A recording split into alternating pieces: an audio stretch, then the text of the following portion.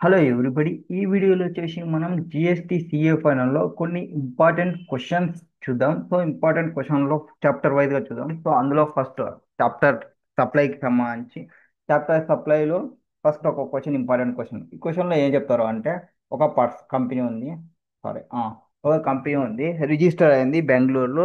And అది ఏం provide చేస్తుంటుంది? టెక్నికల్ సర్వీసెస్ని ప్రొవైడ్ చేస్తుంటుంది వాళ్ళ క్లయింట్స్కి. And providing technical services to BA Limited Mumbai. So last 2 years నుంచి వాళ్ళు చేస్తున్నారు. అండ్ కన్సిడరేషన్ అనేది సెటిల్ చేసినారు బై బిఏ లిమిటెడ్. అసైన్మెంట్ వైజ్గా పోతుంటుంది. బిఏ లిమిటెడ్కి 37 lakhs పే చేసింది టు కన్సల్టెన్సీ ఆన్ 10th జనవరికి.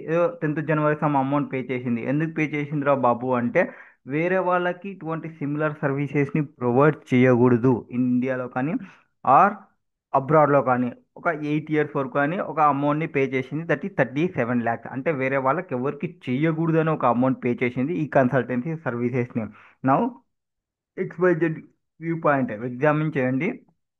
అది వ్యాలిడ్ ఆఫ్ లానేనా? అండ్ జిఎస్టీ లైబిలిటీ ఏమి కన్సల్టెన్సీకి, జిఎస్టీ చార్జబిలిటీ ఏమి అకాడెన్స్ ప్రకారంగా, అండ్ జిఎస్టీ వచ్చేసి 18%. అండ్ XYZ ఏం చెప్పిందంటే discharge the GST liability and consultancy. కానీ ఇక్కడ మనం గుర్తుపెట్టుకోవాల్సింది ఏమంటే బిఏ లిమిటెడ్ వాడు ఇంకా ఇంతకు మించి 37 lakhsకి మించి ఎటువంటి అమౌంట్ని పే చెయ్యరు. ఇది కన్క్లూజివ్ పాయింట్. ఇప్పుడు అది కన్సిడరేషనా కాదా? వేరే వారికి సర్వీస్ చేయకుండా ఉండడానికి అమౌంట్ పే చేస్తే కూడా అది వస్తుందా రాదా అనేది క్వశ్చన్. సో నార్మల్గా బిజినెస్ చేస్తుంటే furtherance of course of business ఉంటే తీసుకోవాలి, కన్సిడరేషన్ ఉంటే తీసుకోవాలి అనేది సప్లై చెప్తుంది. ఇక్కడ XYZ ప్రొవైడింగ్ సర్వీసెస్ నార్మల్గా ప్రొవైడ్ చేస్తుంది. And to reference from the act to a BA limited against consideration 37 lakhs. అంటే సో ఇది కూడా జిఎస్టి సర్వీసెస్ ప్రొవైడ్ చేస్తున్నట్లనే వస్తుంది. అండ్ ఆ 37 lakhsని కన్సిడర్ చేస్తూ liable to pay under the GST. So XYZ consultancy the same he is liable to tax under GST. View taken by XYZ view ఏం తీసుకున్నారు? Calculate GST liability. XYZ view that not chargeable to tax అని వాళ్ళు view తీసుకున్నారు. అది correct కాదు. So ఇప్పుడు place of supply ఏమవుతుంది? Location of recipient. ఎవరైతే లొకేషన్ ఆఫ్ రిసిపియంట్ వచ్చేసి ముంబై ఉంది, లొకేషన్ ఆఫ్ సప్లయర్ వచ్చేసి బెంగళూరు ఉంది. అండ్ ఈ సర్వీస్ వచ్చేసి ఇంటర్స్టేట్ అవుతుంది. ఎందుకు? ముంబై బెంగళూరు కాబట్టి ఇంటర్స్టేట్ అవుతుంది. ఇంటర్స్టేట్ అయినప్పుడు ఐజిఎస్టీ లెవీ చేయాలి. మనకు ఆల్రెడీ రేట్ చెప్పేసినారు. ఎంత? హైజిఎస్టీ రేట్ అయితే 18% అని చెప్పినారు. ఇప్పుడు 37 lakhs పైన 18% ఇస్తామా? No no. ఎందుకు అంటే ఇక్కడ వాళ్ళు అంతకు మించి ఇంకేం పే చేయరని చెప్పినారు కాబట్టి 37 lakhs ఇన్క్లూజివ్ ఆఫ్ జిఎస్టీగా కన్సిడర్ చేసుకోవాలి. సో 37 lakhs ఇంటూ 18 / 118 చేసుకుంటే ఇన్క్లూజివ్ ఆఫ్ జిఎస్టీ అంటే అందులో జిఎస్టీ ఎంత ఉందని తెలుస్తుంది. Since GST not been separately collected from supply కాబట్టి కన్సిడరేషన్ అజ్యూమ్డ్ ఇన్క్లూజివ్ జిఎస్టీగా కన్సిడర్ చేస్తాము. అది question number 6th 1. Next question number 10th. Mohan Das international entered into a transaction for. ఇక్కడ ఒక కంపెనీ ఉంది. ఏది? Mohan Das international company. వాళ్ళ ఒక ట్రాన్సాక్షన్ లెక్క ఎంటర్ అవుతున్నాడు. ఏది? ఇంపోర్ట్ చేసుకోవాలి గూడ్స్ని. ఎక్కడి నుంచి ఇంపోర్ట్ చేసుకుంటారు? ఇటాలీ నుంచి ఇంపోర్ట్ చేసుకుంటారు. వీళ్ళ యొక్క ఫైనాన్షియల్ ఇష్యూ వల్ల మోహన్ దాస్ ఇంటర్నేషనల్ వాళ్ళు క్లియర్ చేసుకోలేకున్నారు ఆ ఇంపోర్ట్ డ్యూటీ పే చేసి అవన్నీ. వీళ్ళు ఏం చేస్తున్నారు అంటే ఇంకొక కాంట్రాక్ట్ లెక్క ఎంటర్ అవుతున్నారు, సోల్ చేస్తున్నారు రాధాకృష్ణ ఎక్స్పోర్ట్ వాళ్ళకి. వాళ్ళ పేరు పైన ఏదైతే ఇవి వస్తున్నావో గూడ్స్, దీని యొక్క టైటిల్ని వీళ్ళకి ఎండార్స్మెంట్ చేసేస్తున్నారు. ఎక్కడ? హై సీస్లో సేల్ చేస్తున్నారు. అండ్ హై సీస్లో సేల్ చేసి సార్ మళ్ళీ ఇక్కడ తీసుకుని అండి, ఇక్కడికి వచ్చిన తర్వాత మళ్ళీ మాట్లాడుకొని మా ఫైనాన్షియల్ బ్యాక్గ్రౌండ్ అంతా సెటిల్ అయిపోయినాక మళ్ళీ మేము బ్యాక్ తీసుకుంటాం గూడ్స్ అని వాళ్ళు మాట్లాడుకున్నారు. ఇప్పుడు క్వశ్చన్ ఏమంటే ఇంపోర్ట్ డ్యూటీ ఎవరు పే చేయాలి అనేది ఫస్ట్ క్వశ్చన్. సో ఇది యాజ్ పర్ షెడ్యూల్ 3 ప్రకారంగా ఇది హై సీ సేల్ ట్రాన్సాక్షన్ అంటే సముద్రంలోనే జరిగింది. అంటే అవుట్ సైడ్ ద ఇండియాలోనే జరిగింది, ఇంకా ఇండియాలోకి రాకముందుకే జరిగింది కాబట్టి supply of goods by the consignee to any other person. ఇక్కడ ఎండార్స్మెంట్ ఆఫ్ డాక్యుమెంట్ అంటే ఏది? ఇంకొకరికి టైటిల్ని ట్రాన్స్ఫర్ చేస్తే ఆ title after the goods have been dispatched from the port of origin located outside India but before clearance for home consumption shall not be consider has supply. ఎందుకు consider కాము? Outside నుంచి transaction జరుగుతుంది, ఇండియాలోకి రాకముందుకే అవుట్ సైడ్లోనే transaction close అయిపోతుంది. So in మిడిల్లోనే transaction జరిగిపోతుంది. Therefore sale of goods by Mohan Das International to Radhakrishna high sea shall not be liable. ఇంకా ఇండియాలోకి రాలా. ఇండియాలోకి వచ్చిన తర్వాత ఇండియాలో ఉన్న జిఎస్టీ అప్లికబుల్ అవుతుంది. ఇండియాలోకి రాకముందుకే వాళ్ళు మాట్లాడుకున్న ఫర్దర్ ఇక్కడ వీళ్ళైతే ఎవరైతే రాధాకృష్ణ వాళ్ళు ఇక్కడ తీసుకున్నప్పటికీ అవి ఇండియాలోకి తీసుకొస్తారా? So they are liable for payment of import duty అనమాట. Import duty including IGST payable by Radhakrishna Exports out at the clearance of goods at port of import. So ఆ పోర్ట్లో ఇంపోర్ట్ చేసుకునేటప్పుడు హోమ్ కన్జప్షన్కి తీసుకునేటప్పుడు రాధాకృష్ణ వాళ్ళు పే చేసి తీసుకోవాలి. అండ్ సబ్సిక్వెంట్గా ఇక్కడ వచ్చిన తర్వాత వాళ్ళు మాట్లాడుకొని మళ్ళీ ఫైనాన్షియల్ బ్యాక్గ్రౌండ్ బాగా అయిన తర్వాత సేల్ చేసిన అంటే కూడా అది comes under domestic sale transaction కిందకి వచ్చేస్తుంది. అది నాట్ అనే issue. Next question number 11th one గురించి చెప్పినారు. ఇక్కడ ఏముందంటే ఒక హ్యాపీ అనే పర్సన్ ఉన్నాడు. అతనికి రెసిడెన్షియల్ ప్రాపర్టీస్ ఉన్నాయి. ఎక్కడెక్కడ ఉన్నాయంటే ముంబై, మహారాష్ట్రలో. అండ్ ఈ has let out first and second floor. ఒక ఫస్ట్ సెకండ్ ఫ్లోర్ మిస్టర్ పీస్ ఏ దానికోసం ఇచ్చినాడు? రెసిడెన్షియల్ పర్పస్ కోసం ఇచ్చినాడు ఏప్రిల్లో. అండ్ మిస్ పీస్ surrender tenancy rights to mister సెరాన్. సో ఇక్కడ ముగ్గురు పర్సన్స్ ఇన్వాల్వ్ అవుతున్నాడు. హ్యాపీ అనే తోడేమో తీసుకుపోయి పీస్కి ఇచ్చినాడు. పీస్ ఏమో అనుకున్న రైట్ని తీసుకుపోయి సెరైన్కి ఇస్తున్నాడు. టెనెన్సీ ప్రీమియం తీసుకున్నాడు 10 lakhs ని. Serine also paid the applicable stamp duty and registration charge. ఏదైతే ఆ రైట్ ఉందో ఇంట్లో ఉండడానికి, ఆ రెసిడెన్షియల్ దానికి టెనెన్సీ రైట్ని తీసుకోవడానికి రిజిస్ట్రేషన్, స్టాంప్ డ్యూటీ అన్ని పే చేస్తున్నారు. మోర్ ఓవర్ ఇక్కడ మిస్టర్ సెరైన్ హ్యాస్ టు, అంటే ఈ కొత్త వచ్చినోడు ఇంకా ఇప్పటి నుంచి ఆ ఇంట్లో ఉండేది వీడు కాబట్టి వీడే రెంట్ పే చేస్తా పర్ మంత్ ఏదైతే ఉందో అది అన్నాడు. ఇప్పుడు వీడు వచ్చేసి అన్రిజిస్టర్డ్ పర్సన్ హెచ్ గాడు. నా determine the tax liability. Okay, ఇక్కడ ఏం జరిగింది అంటే ముగ్గురు పర్సన్స్ ఇన్వాల్వ్ అయినాడు. వీడేమో వీనికి ఒకటి ఇచ్చినాడు హౌస్ ప్రాపర్టీని.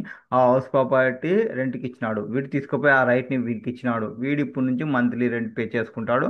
అండ్ వీని దగ్గర నుంచి తీసుకున్నప్పుడు దాన్ని రిజిస్ట్రేషన్గా తీసుకున్నాడు. అది కేస్ అనమాట. 10 lakhs, 1 lakh పర్ మంత్ రెండు అమౌంట్స్ కనబడుతున్నాయి. ఆ రెండు అమౌంట్స్కి జిఎస్టీ వస్తుందా రాదా అనేది క్వశ్చన్.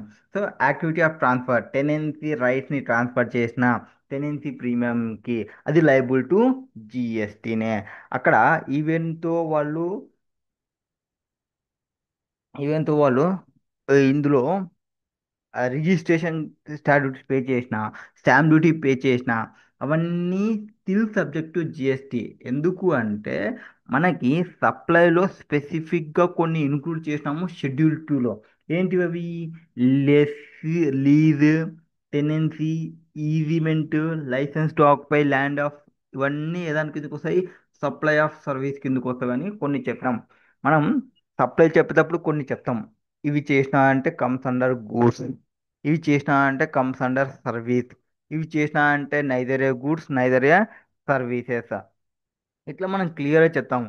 ఇవి చేస్తే సర్వీస్ రా బాబు అని క్లియర్ చెప్పిన తర్వాత ఇంకా దాన్ని డైరెక్ట్గా సర్వీస్లోకి తీసుకోవాలి, ఇంకా వేరే ఆప్షన్ అనేది లేదు. సో ఆ లీజీ, టెనెన్సీ ప్రీమియం ఇవన్నీ వచ్చినప్పుడు సప్లై ఆఫ్ సర్వీస్ కింద తీసుకోవాలి కాబట్టి ఆ సప్లై ఆఫ్ సర్వీస్ కిందకి వస్తుంది కాబట్టి. అండ్ ప్రీమియం 10 lakhs ఏదైతే పే చేస్తున్నారో టెనెన్సీ ప్రీమియం, దాన్ని కన్సిడరేషన్గా కన్సిడర్ చేసి జిఎస్టీలోకి వచ్చేస్తుంది. Now merely because transaction supply involves execution of document which may require registration payment duty does not preclude. ఇప్పుడు అసలు ఈ ఎక్స్క్లూడ్ చేస్తామన్న ఐడియా ఎందుకు వచ్చిండొచ్చు అంటే ఈడ స్టాంప్ డ్యూటీ రిజిస్ట్రేషన్ పే చేస్తున్నా అంటే వాళ్ళొక ఇమ్మూవబుల్ ప్రాపర్టీని రిజిస్ట్రేషన్ చేసుకున్నారు. ఇమ్మూవబుల్ ప్రాపర్టీకి జిఎస్టీ రాదు అన్న అసంప్షన్ మీరు తీసుకుంటా అని వాళ్ళు ఆ పాయింట్ని పెట్టినారు. నెక్స్ట్ ఈ transfer of tenancy right cannot be treated has sale of land, building. So ఒకవేళ అది సేల్ ఆఫ్ ల్యాండ్, బిల్డింగ్ అయి ఉంటే మీకు ఖచ్చితంగా జిఎస్టీ నుంచి ఎగ్జామ్షన్ వస్తుంది. కాబట్టి అది కాదు బాబు అని వాళ్ళే ముందరనే చెప్పేస్తున్నారు. అండ్ నాట్ నాన్ సప్లై కిందకి తీసుకోవద్దండి అని క్లియర్గా చెప్పేస్తున్నారు. అండ్ కన్సిక్వెంట్లీ కన్సిడరేషన్ ఏదైతే తీసుకున్నారో అది అట్రాక్ట్ అవుతుంది జిఎస్టీలోకి. అండ్ ఇక్కడ సర్వీసెస్ ఆ surrounding tenancy rights against consideration liable to GST. So ఇక్కడ టెనెన్సీ ప్రీమియం పే చేసినాడు ఎవరు? 10 lakhs. రిసీవ్డ్ ఎవరు తీసుకుంటున్నాడు? పీస్ వాడు తీసుకుంటున్నాడు. For surrendering is tenancy rights to mister serine he's liable to GST. Further ఇంకొక అమౌంట్ ఉంది మనకి, ఏది? ఈ 1 lakhకి సంబంధించి నా అదేది రెసిడెన్షియల్ డ్రిల్లింగ్కి సంబంధించి. So renting of residential drilling for use as residence to unregistered person. So unregistered పర్సన్కి పంపించినాము, అది కూడా రెసిడెన్షియల్ పర్పస్కి. సో అది ఎగ్జామ్షన్ కిందకి వస్తుంది. Grant of tenancy rights in residential building for use as resident building against tenancy premium or periodic payment or both to unregistered person కాబట్టి అది exemption లేక వస్తుంది. So 1 lakh received by Mister Happy from Mister Heron is exempted. Monthly rent ఏదైతే receive చేసుకుంటామో అది exemption కిందకి వస్తుంది. Attendance premium 10 lakhs ఏదైతే తీసుకున్నామో అది ట్యాక్సబుల్ కిందకి వస్తుంది. అది క్వశ్చన్స్. నెక్స్ట్ 11 తర్వాత 15th క్వశ్చన్ ఇంపార్టెంట్ అంట. 15th క్వశ్చన్ ఏముందో చూద్దాం. మిస్టర్ రాజేష్, ఇక్కడ ఒక రాజేష్ అనే పర్సన్ ఉన్నాడు. అతను ఒక ప్రొపరేటర్, ఏది సురాన్ అండ్ సన్స్ అనే ఫర్మ్కి. అతను రిజిస్టర్ అయినాడు స్టేట్ ఆఫ్ రాజస్థాన్లో ఏదైనా మ్యానుఫ్యాక్చరర్గా ట్యాక్సబుల్ ప్రోడక్ట్స్ మ్యానుఫ్యాక్చరింగ్ చేస్తున్నా అని. అండ్ ఫర్మ్ అనేది also provides consultancy services. So ప్రోడక్ట్స్ని ట్యాక్సబుల్ ప్రోడక్ట్స్ని మ్యానుఫ్యాక్చరింగ్ చేస్తున్నాడు, ప్లస్ కన్సల్టెన్సీ సర్వీస్ కూడా ప్రొవైడ్ చేస్తున్నారు. Mister Rajesh Surana has provided consultancy service to his brother. So వాళ్ళ బ్రదర్కి ప్రొవైడ్ చేసినాడు. ఎవరు ఆ బ్రదరు? అఖిలేష్ సురానా. అతను ఎక్కడున్నాడు? యుఎస్ఏలో ఉన్నాడు. అండ్ ఎట్ ద అమౌంట్కి వితౌట్ ఎనీ కన్సిడరేషన్, కన్సిడరేషన్ అనేది లేదు. And products manufactured by mister Akhilesh are similar to the one manufactured by Rajesh Rana. So ఇక్కడ ఏమంటున్నాడు? అఖిలేష్కి సర్వీసెస్ ప్రొవైడ్ చేసినాము. ఎవరు? రాజేష్ రాణా. అఖిలేష్ రాజేష్ పైన డిపెండెంట్ అంట అంటే కాదు. ఎందుకు? అతనికి ఒక బిజినెస్ ఉంది. ఎట్లా చెప్తున్నాము? మ్యానుఫ్యాక్చర్ చేస్తున్నాడు అఖిలేష్ అని చెప్పినాము, సిమిలర్ వన్ టు మ్యానుఫ్యాక్చర్డ్. నా మిస్టర్ సురానా ఒకవేళ ఇట్లాంటి కన్సల్టెన్సీ సర్వీసెస్ వేరే వాళ్ళకి ప్రొవైడ్ చేసి ఉంటే ఒక 3 lakhsని తీసుకుంటుండే అనేది క్వశ్చన్ ఇక్కడ. సో ఇక్కడ సింపుల్గా చెప్పాలంటే ఒకడున్నాడు, వీడు ఇండియా పర్సన్. ఇంకొకడు ఉన్నాడు, వీడు యుఎస్ఏ పర్సన్. వీని కొన్ని సర్వీసెస్ ప్రొవైడ్ చేసినాడు, వీని దగ్గర నుంచి అమౌంట్ ఏం తీసుకోలేదు. బట్ వీడేమంటే బ్రదర్. అది కాన్సెప్ట్. అండ్ ఈ బ్రదర్ ఏం చేస్తున్నాడు అంటే వీడు కూడా మ్యానుఫ్యాక్చరింగ్ సంథింగ్ ప్రోడక్ట్ మ్యానుఫ్యాక్చరింగ్ చేస్తుంటాడు, సిమిలర్ వీడు చేసేటివి. ఇది జిఎస్టీలోకి వస్తుందా రాదా అనేది క్వశ్చన్. నా కన్సల్టెన్సీ సర్వీసెస్ ఎవరికి ప్రొవైడ్ చేస్తున్నామో? అఖిలేష్కి, located in USA, without consideration. కాబట్టి నార్మల్గా ఏదన్నా కన్సిడరేషన్ లేదు అంటే సప్లై కిందికి రాదు. బట్ వెంటనే Section 7(1)(c) వచ్చేస్తుంది. 7(1)(c) ఏం చెప్తుంది? బాబు ఆగండి బాబు, నేనంటూ ఒకడున్నాను, అదేమో ఇటువంటివన్నిటిని నేను కన్సిడరేషన్ లేకున్నా కూడా నేను సప్లై కింద నేను ట్రీట్ చేసుకుంటాను. ఎప్పుడు అంటే వాళ్ళు సప్లై చేసినటివి వాళ్ళిద్దరు రిలేటెడ్ పర్సన్స్ అయి ఉండి, అండ్ ఆ పర్సన్ ఎవరైతే ఉంటాడో అతని యొక్క course or furtherance of business కోసం యూజ్ చేస్తూ ఉంటే ఉంటే దీన్ని నేను సప్లై కింద ట్రీట్ చేసుకుంటా. ఈవెన్ తో దేర్ ఈజ్ నో కన్సిడరేషన్. కన్సిడరేషన్తో నాకు పని లేదు. రెండు కండిషన్స్ని సాటిస్ఫై చేయాలి. ఒకటి రిజిస్టర్ పర్సన్ అయి ఉండాలి, ప్లస్ బిజినెస్ ఆ furtherance of course of business అయ్యి ఉండాలి. ఓకే, ఇప్పుడు బ్రదర్ రిలేటెడా అంటే యాజ్ పర్ రిలేటెడ్ డెఫినేషన్ ప్రకారంగా ఎప్పుడైతే బ్రదర్ అయినాడో ఆ బ్రదర్ అతని పైన డిపెండెంట్ అయ్యి ఉంటే రిలేటెడ్ పర్సన్. ఇక్కడ డిపెండెంట్ అనేది ఏమైనా చెప్పినాడా? చెప్పలేదు. అట్లనే ఇండిపెండెంట్ అని ఏమైనా చెప్పినాడా? చెప్పలేదు. బట్ బట్ అతను సిమిలర్ పార్ట్ బిజినెస్లో ఉన్నా అంటే ఇతని పైన డిపెండెంట్ కానట్లు కదా. కాబట్టి not dependent on the person supplying the service, does not comes with in the preview of family. ఫ్యామిలీలోకి రాదు. అతను రిలేటెడ్ పర్సన్ కాదు. రిలేటెడ్ పర్సన్ కాదు కాబట్టి వితౌట్ కన్సిడరేషన్ ప్రొవైడ్ చేసినాం కాబట్టి ఇట్ నాట్ ఏ సప్లై. అది సప్లై కాదు కాబట్టి జిఎస్టీ పే చేయాల్సిన అవసరం అనేది లేదు. నెక్స్ట్ 15 తర్వాత 19th క్వశ్చన్. 19th ఏముంది? మగ్నేష్ ఎంటర్ప్రైజెస్ అనే ఒక అన్నాడు, గోవాలో రిజిస్టర్ అయినాడు. Following supplies in the month of February. First what is requirement అనేది చూద్దాం. With the help of the above information examine each of the above supplies made by Magnesh Enterprise for the supply of February. So ఫిబ్రవరి మంత్కి సంబంధించి supplies ఏమేమి చేసినాడు మగ్నేష్ అనేది చెప్పాలి. And determine rate ఎంత, అమౌంట్ ఆఫ్ జిఎస్టీ ఎంత అనేది చెప్పాలి. ఓకే, అది క్వశ్చన్. సో ఫస్ట్ ఒక గెస్ట్ హౌస్ అకామిడేషన్ని ప్రొవైడ్ చేస్తున్నాడు. అతనికి ఫెసిలిటీ ఏమేమి ఉంటాయి? కూలింగ్, ఈటింగ్, ఇంటర్నెట్, పార్కింగ్ అవన్నీ ప్రొవైడ్ చేస్తుంటారు. అండ్ డైలీ రెంటర్స్ వచ్చేసి వాళ్ళు 1500ని వాళ్ళు కలెక్ట్ చేస్తున్నారు కలెక్ట్ చేస్తున్నారు ఓకే. నెక్స్ట్ మగ్నేష్ ఎంటర్ప్రైజెస్కి ఒక 20 గెస్ట్ సీట్స్ ఉన్నవి. డ్యూరింగ్ ద మంత్లో 50% ఆక్యుపై అయినాయి. సో 50% ఆక్యుపై అయినవి అండ్ తర్వాత క్యాటరింగ్ అండ్ ఫుడ్ సర్వీసెస్ని కూడా వాళ్ళు ప్రొవైడ్ చేస్తున్నారు ఓకే. అండ్ దాని తర్వాత total amount collected at catering and ఫుడ్కి వచ్చేసి సర్వీసెస్కి 70,000 వాళ్ళు కలెక్ట్ చేసినారు. ఇది కూడా ఓకే, నో ప్రాబ్లం. అంటే ఇప్పుడు ఏం జరిగింది ఇక్కడ? ఫస్ట్ ఒక సర్వీసెస్ అని చెప్పినాడు, అందులో మీకు కనపడేవి ఏమి? రెండు అమౌంట్స్కి సంబంధించి కనపడినాయి. ఏడి వరకు ఒకటి, అక్కడ నుంచి సరే catering food services separately okay, ఆడి వరకు ఒకటి, దాని తర్వాత ఒకటి, సో రెండు ఉన్నాయి ఆడ. ఫస్ట్ ఏం చెప్తున్నారు, 1500 collect చేసుకుంటున్నామంట.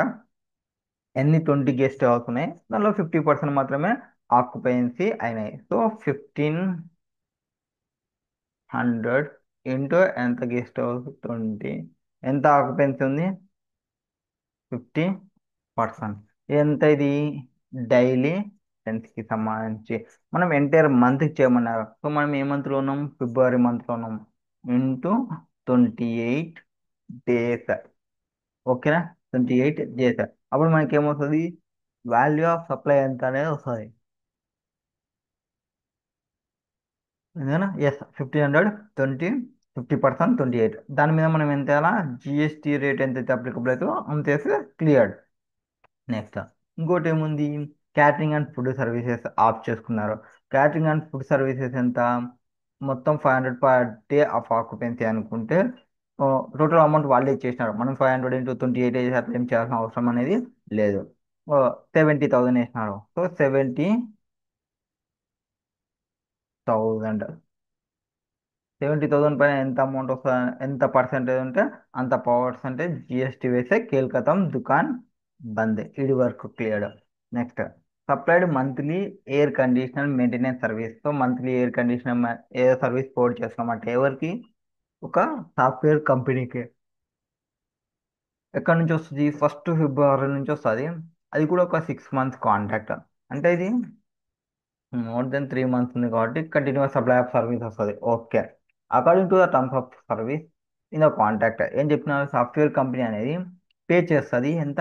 12,000 for the entire period. మొత్తం పీరియడ్ కానీ వాళ్ళు 12,000 అనేది పే చేస్తారు okay, no problem. Cost of service and replacement of actuals. Taxes are separate and payable in accordance with the statute. Magne's enterprise it is to raise invoice through services was provided for February during the month. So వాళ్ళు ఇంకా ఎటువంటి invoice అనేది rise చేయలేదంట okay, problem ఏం లేదు. And during the month the company has not provided any spare or replacement as part of maintenance. ఎందుకు ఇక్కడ 12,000 plus plus cost of space replacement at actuals ఏమైనా ఉన్నాయో ఇంకా ఇవి సబ్మిషన్ చేయాలి అంట. అంటే ట్యాక్స్ ఎంత అనేది క్యాలిక్యులేషన్ చేయడానికి ఇంకా ప్రాపర్ ఇన్ఫర్మేషన్ అనేది సబ్మిట్ చేయాలి. Further concern has not received any amount towards. Amount రాలే, ఇన్వాయిస్ రాలే, ఇంకా ఏమనేది జరగలేదు.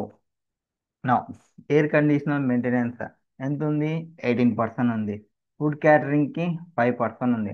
రెంటింగ్ ఆఫ్ గెస్ట్ హౌస్కి 18% ఉంది. పార్కింగ్ సర్వీసెస్కి 18% ఉంది. సో ఇక్కడ మనకి మూడు సర్వీసెస్, ఒకటి రెంట్ గెస్ట్ అకామిడేషన్ సర్వీసెస్కి సంబంధించి ప్రొవైడ్ చేస్తున్నాం. సో రెంటింగ్ అంటే ఇది 18%కి వచ్చేస్తుంది, అది ప్రాబ్లం ఏం లేదు. తర్వాత ఈ ఫుడ్ క్యాటరింగ్ అది అది ప్రొవైడ్ చేసాం, అది 5%కి వస్తుంది. అంటే 70,000 ఇంటూ 5%, ఇందాక 1500 ఇంటూ 20 ఇంటూ 50% ఇంటూ 18% వేసుకుంటే దానికి వచ్చేస్తుంది. తర్వాత ఇది అది ఎయిర్ కండిషన్ మెయింటెనెన్స్ సర్వీస్ ఎంత? ఎయిర్ కండిషన్ మెయింటెనెన్స్కి 18% వేస్తే ఎయిర్ కథం దుకాన్ బంద్. పార్కింగ్ సర్వీస్ అని ఇచ్చినాడు. పార్కింగ్ సర్వీస్ ఎక్కడుంది? క్వశ్చన్లో పార్కింగ్ సర్వీస్ వచ్చిందా? Just second. పార్కింగ్ సర్వీసెస్కి పర్సంటేజ్ ఇచ్చినాడు. పార్కింగ్ ఎస్, ఇక్కడ ఉంచాడు. పార్కింగ్ టు కస్టమర్స్ అనే daily rent of 1500. So parking కి కూడా 18 ఉంది, ఎయిర్ కండిషన్ కి 18, సారీ రెంటింగ్ పార్కింగ్ రెండు కలిపిన అది కూడా 18%, ప్రాబ్లం ఏం లేదు. అందులో అది కాంపోజిట్ సప్లై అయిపోతుంది కాబట్టి ప్రిన్సిపల్ సప్లై వచ్చేసి రెంటింగ్ కాబట్టి రెంటింగ్ లెక్క తీసేసుకోవచ్చు. నా ఆన్సర్ చూసుకుంటే determine the rate amount of GST కనుక్కోమన్నాడు. ఫస్ట్ కేసులో కాంపోజిట్ సప్లై ఏది, renting of guest house with other facilities ఎవరు ప్రొవైడ్ చేస్తాము. రెంటింగ్ అనేది ప్రిన్సిపల్ సప్లై కాబట్టి ప్రిన్సిపల్ సప్లైకి ఉన్న రేటు 18% కాబట్టి 18% వేస్తాం. ఎంత, 1500 into 20 into 15% into 28 days into 18%. అదే మనం క్యాల్కులేషన్ చేసినాయి. తర్వాత క్యాటరింగ్ అండ్ ఫుడ్కి సంబంధించి 5% వేసుకుంటాము. నెక్స్ట్ ఇది కింద ఏది ఇంకోటి ఎయిర్ కండిషన్ మెయింటెనెన్స్ సర్వీస్ ఇస్తున్నామని చెప్పాము, అది కంటిన్యూస్ సప్లై ఆఫ్ సర్వీస్ వస్తుంది. And terms of due date అనేది ఇంకా అసర్టైన్ కాలే. టైమ్ ఆఫ్ సప్లై వచ్చేసి does not fall in February మంత్కి రాదు time of supply. And GST అనేది ఏం పే చేయాల్సిన అవసరం లేదు. ఒకవేళ పే చేయాల్సి వచ్చినా రేట్ ఎంత పే చేయాలి, 18% పే చేయాలి. That is question number 19th. Next 21 questions. Okay, 20 క్వశ్చన్లో ఏం కావాలి మనకి,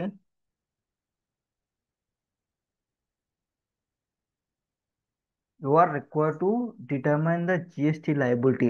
ఎంత కావాలా, జిఎస్టీ లయబిలిటీ కావాలి, సిజిఎస్టీ, జిఎస్టీ, ఐజిఎస్టీ అని. ఇగ్నోర్ ఐటీఎస్సి ప్రొవిజన్స్ అన్ని ఇగ్నోర్ చేయమన్నారు.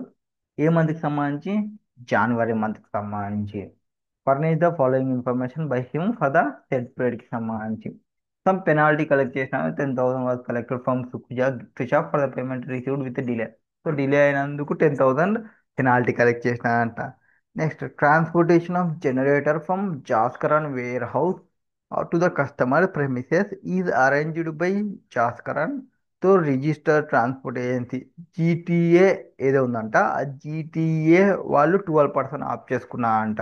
వన్స్ జీటీఏ వాళ్ళు 12% ఆఫ్ చేసుకుంటే వీళ్ళు రివర్స్ ఛార్జ్ మెకానిజంలో పే చేయాల్సిన అవసరం అనేది రాదు. ఓకే, ఇప్పుడు మనకేం కావాలా, జిఎస్టీకి సంబంధించి చెప్పాలి, జిఎస్టీ లైబిలిటీ ఎంత అనేది చెప్పాలి. ఓకే, చెప్దాం. ఇందులో ఫస్ట్ సప్లై చేసినాము, ఎంత, 20,000 ప్యాకేజ్ వేస్తుంది అట్ థర్ట్. ఒక నిమిషం, మనం ಯಾವ ఊరోలో కావాలా మళ్ళీ. సో ఢిల్లీ వాళ్ళం మనం, రిజిస్టర్ పర్సన్, మంత్ వచ్చేసి జనవరి month. Okay, now come to the point. Supply చేసినామంట ఎంత, 20,000 ప్యాకేజెస్ని అట్ 30 రూపీస్కి each to Sukhija gift shop in Punjab. So మనమేమో ఢిల్లీ వాళ్ళము, సప్లై చేసినాము పంజాబ్ వాళ్ళకి. ఈచ్ ప్యాకేజ్లో 2 చాక్లెట్లు, 2 ఫ్రూట్ జ్యూస్లు and packet of toy balloons అనేవి ఉన్నాయి. మొత్తం 6 lakhs. ఇది ఏ దాని కిందకి వచ్చేస్తుంది, మిక్స్డ్ సప్లై కిందకి వచ్చేస్తుంది. Just second.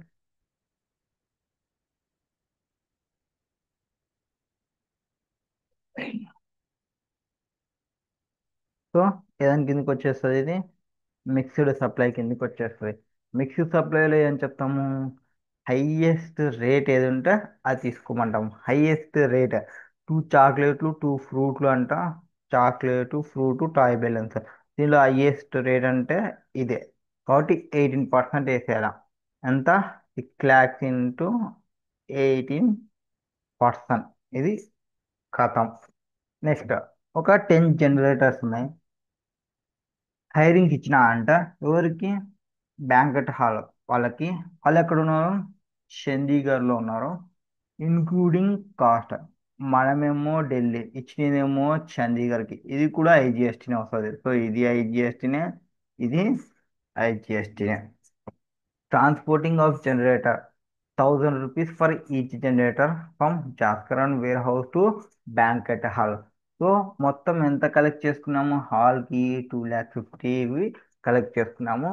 అండ్ జనరేటర్స్ని అంటే 10 జనరేటర్స్ని ట్రాన్స్పోర్టేషన్ చేసినాము. 10 ఇంటూ 1,000 తీసుకుంటే 10,000 వచ్చేసి రిలేటింగ్ టు ట్రాన్స్పోర్టేషన్కి సంబంధించి తీసుకున్నాము. బట్ మనం ఏం చేస్తున్నాం ఇక్కడ, రెంటింగ్ ఇస్తున్నాం కాబట్టి మన మెయిన్ బిజినెస్ రెంటింగ్ కాబట్టి దానిలో ట్రాన్స్పోర్టేషన్ కూడా ప్రొవైడ్ చేసినాము. ఇక్కడ కూడా చెప్పినా చూడండి, వాటికి సంబంధించి. సో అయినప్పటికీ మొత్తం 2,50,000 పైన 18% వేసేసుకోవాలి. Okay, next 500 packages each containing ఒక చాక్లెట్ ఉందంట, ఒక ఫ్రూట్ జ్యూస్ బాటిల్ ఉందంట, given has free gifts to Delhi customer వాళ్ళకి on occasion of Diwali. So Diwali ఏదో జరుగుతుందంట, దివాళీ జరుగుతుందని వాళ్ళ కస్టమర్స్ ఇస్తున్నారంట. మనం ఎక్కడున్నాం? ఢిల్లీలో ఇస్తున్నాం. మనం ఎవరికి ఇస్తున్నాము? ఢిల్లీ వాళ్ళకి ఇస్తున్నాము. బట్ ఎవరికి ఇస్తున్నాము? కస్టమర్కి ఇస్తున్నాము, అంటే అన్ రిలేటెడ్ పార్టీ. అమౌంట్ ఎంత? Free of cost plus no considerations. ఇది నో వారియర్. ఇది అసలు సప్లై కిందకే రాదు. No GST. Next, catering services provided free of cost for elder brother. Elder బ్రదర్కి ప్రొవైడ్ చేసినాము హూ డిపెండెంట్ ఆన్ జాస్కరే. ఇందాక క్వశ్చన్లో మనకి ఇండిపెండెంట్ అయ్యిందా కాబట్టి మనం కన్సిడర్ చేయాలి.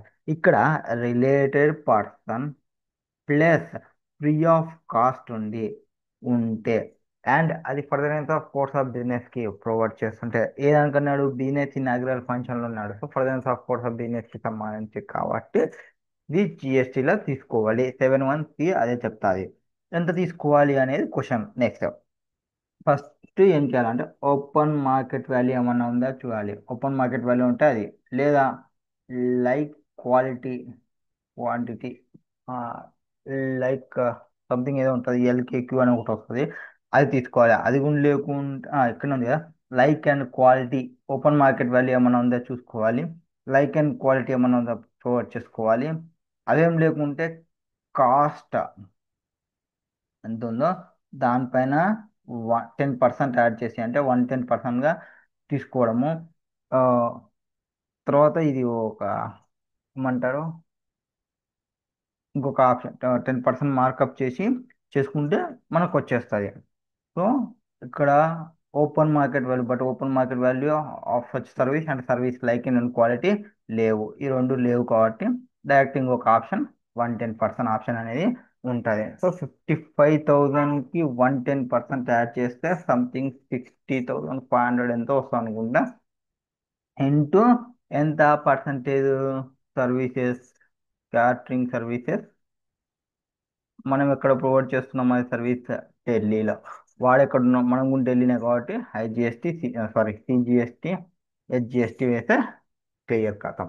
సో అప్లై చేసినాము 20,000 ప్యాకేజెస్ క్విజా. ఇంకొక పాయింట్, ఇది ఇక్కడ లాస్ట్ పాయింట్ మర్చిపోతాం.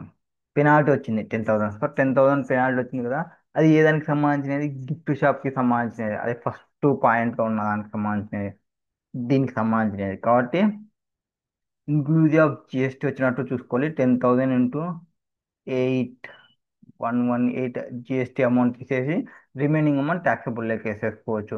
సో 9,526 అనేది వస్తుంది ఎక్స్క్లూడ్ చేసిన తర్వాత. సో మొత్తం కలుపుకుంటే దీని మీద ఎంత, దీని మీద ఎంత, దీని మీద దీని మీద. సో నోట్ దానిలో చూసుకుంటే సెక్షన్ 2 clause 74 ఏం చెప్తుంది? సిజిఎస్టీ యాక్ట్ ప్రకారంగా ఒక మిక్స్డ్ సప్లై ఉంటే, మిక్స్డ్ సప్లై అని ఫస్ట్ ఎప్పుడు అంటాం మనము? 2 or more ఇండివిజువల్ సప్లైస్ ఉంది అండ్ కాంబినేషన్లో ఉన్నా or in conjunction with each other ఏదైనా ఉన్నా ట్యాక్సిబుల్ పర్సన్కి ఇస్తున్నప్పుడు ఒక సింగిల్ ప్రైస్తోనే ఇస్తుంటే does not constitute composite supply. అది కాంపోజిట్ సప్లై కిందకి రాదు, మిక్స్డ్ సప్లై కిందకి వస్తుంది. సో ఇక్కడ మనం ఏం చేసినాము? Chocolate, fruit juice, packet of toy balloons అన్ని మిక్స్ చేసినాము. మిక్స్డ్ సప్లైగా ట్రీట్ చేసిన తర్వాత హైయెస్ట్ ట్యాక్స్ రేట్ని కన్సిడర్ చేయాలి. సో ఉన్న వాటిలో హైయెస్ట్ ట్యాక్స్ రేట్ని మనం కన్సిడర్ చేసినాము. దానిపైన 18% అనేది వేసినాము ఇంటర్ ట్యాక్స్కి. సో తర్వాత ఇంకొక పాయింట్, లేట్ ఫీ, ఇంట్రెస్ట్ వచ్చినాయి అనుకోండి, డిలే పెనాల్టీకి సంబంధించి ఇంక్లూజివ్ ఆఫ్ జీఎస్టీ. ఆల్రెడీ 10,000 కలెక్ట్ చేస్తున్నాయే వాళ్ళ దగ్గర నుంచి ఎక్స్ట్రాగా, బాబు ఆ 10,000కి మళ్ళీ నువ్వు జిఎస్టీ కట్టు, ట్యాక్స్ కట్టు అంటే వాళ్ళు యాక్సెప్ట్ చేయరు. కాబట్టి వాళ్ళ దగ్గర నుంచి అంతకు మించి తీసుకోవడం అనేది కష్టం కాబట్టి 10,000లోనే జిఎస్టీ ఉందనుకొని మనమే సాక్రిఫైస్ చేయాలి. Next, services by way of transportation of goods by road except the services of GTA ఉన్నప్పుడు, ఇక్కడ జాస్కర్ వాళ్ళు not GST transportation services provided by him example from GST. వాళ్ళు ప్రొవైడ్ చేసినది ఎగ్జాంపుల్ అయిపోతుంది. హవెవర్ ఇక్కడ జనరేటర్స్ అనేది హ- మనం ట్రాన్స్పోర్టేషన్కి సంబంధించి కాదు మనం యూజ్ చేస్తున్నాం.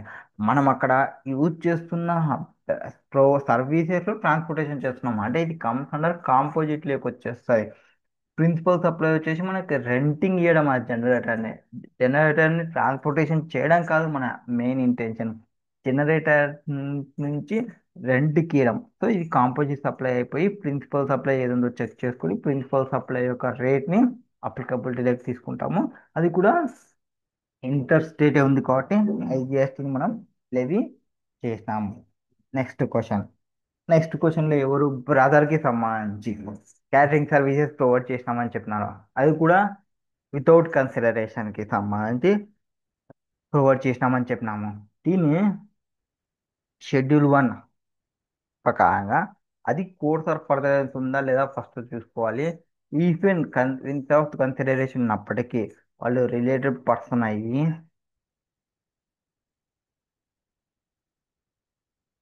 So just second.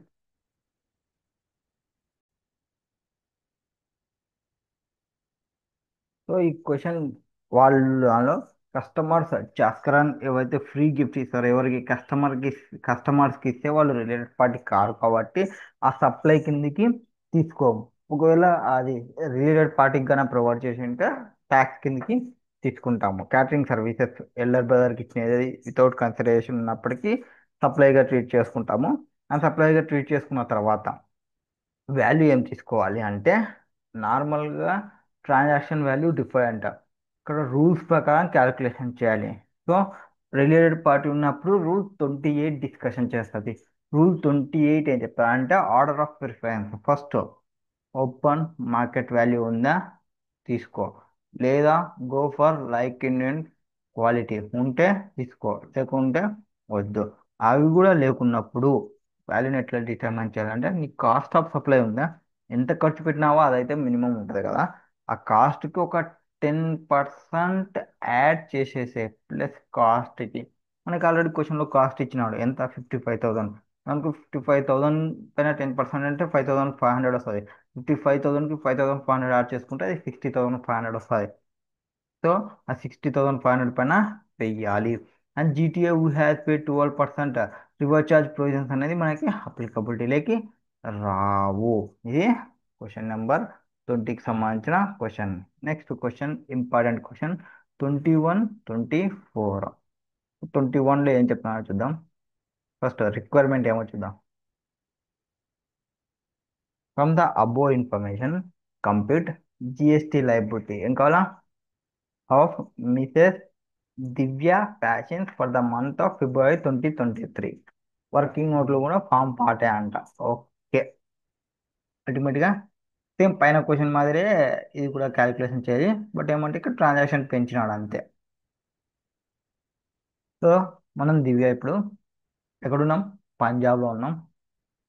ఏ మంత్కి సంబంధించి ఫిబ్రవరి మంత్కి సంబంధించి చేస్తున్నాం. ఏం చేస్తున్నాం ఫస్ట్ ఫ్యాషన్ డిజైనర్ కాబట్టి సప్లై చేసింది డిజైనర్ సిల్క్ డ్రెస్సెస్ని packed in designer boxes to boutique in Mumbai. ముంబైకు ట్రాన్స్ఫర్ कर दी as per contract entered in boutique. Amounting ఎంత 25 lakhs. మనమేమో పంజాబ్, పంపిందేమో ముంబైకి కాబట్టి ఆ 25 lakhs పైన మనము ఐజిఎస్టిని పే చేయాలి. కేల్కతం simple answer. Next supply of 600 కిట్స్ని ఇచ్చినాము. ఎంత 2 6 lakhs mister Arora in Amritsar Punjab. So మనం పంజాబే, తను పంజాబీనే. ఈ చికిత్సలో ఏమేమి ఉన్నాయంటే ఒక సిల్క్ దుపట్టా, ఒక శారీ, ఒక లిప్స్టిక్. సో 3 ఐటమ్స్ ఉన్నాయి. 3 ఐటమ్స్ ఒకదానికొకటి సంబంధం లేనివే కాబట్టి it will comes under mixed supply. Mixed supply వచ్చినప్పుడు హైయెస్ట్ రేట్ ఏది ఉందో తీసుకోవాలి. సో హైయెస్ట్ రేట్ నీకు కావాలి అంటే సో సిల్క్ డ్రెస్సెస్ పైన దానికేమో 18% వేసుకోండి. ఫస్ట్ దానికి 25 lakhs ఇంటూ 18% వేసేసుకుంటాము. ఈ మూడు దుపట్టా, బ్రోచ్, లిప్స్టిక్ ఇది చూసుకుంటే హైయెస్ట్ అంటే ఇది రెండు ఇవి కాంపోజిషన్ కి సంబంధించినవి. ఈ మూడు మిక్స్డ్ సప్లైకి సంబంధించినవి. 18% తీసుకోవాలి ఇది కూడా. కాంపోజిట్ లో principal supply take place, mixed లో హైయెస్ట్ రేట్ టేక్ ప్లేస్. ఓకేనా? Okay. Next, fashion designer organize fashion show. ఒక ఫ్యాషన్ షో పెట్టిందంట ఎక్కడ? చండీగఢ్లో. Okay. Jiyan export limited register entity in Jaipur sponsor the show for which miss Divya fashion received 7,50,000. 7,50,000 మనం receive చేసుకున్నాము. So sponsorship services ని provide చేసినారు by the person. ఎవరు? Body కార్పొరేటా నాన్ బాడీ కార్పొరేట్ అనేది చెక్ చేసుకోవాలి. మనం ఎవరము? Non body corporate. ఎవరు? ఎందుకు? దివ్య అనేది ప్రొపరేటర్ అని చెప్పినాం కాబట్టి. ఎవరికి ప్రొవైడ్ చేసినాము? ఎక్స్పోర్ట్ లిమిటెడ్కి ప్రొవైడ్ చేసినాము. ఎక్స్పోర్ట్ లిమిటెడ్ అంటే ఒక బాడీ కార్పొరేట్తో డీల్ చేసినాము కాబట్టి it will come under RCM. అర్థమైందా? అచ్చా. సో స్పాన్సర్షిప్ సర్వీసెస్ ఎప్పుడైతే ఒక non body corporate. Non body corporate అంటే కంపెనీ కాదు అని అర్థం, సింపుల్గా చెప్పాలి అంటే.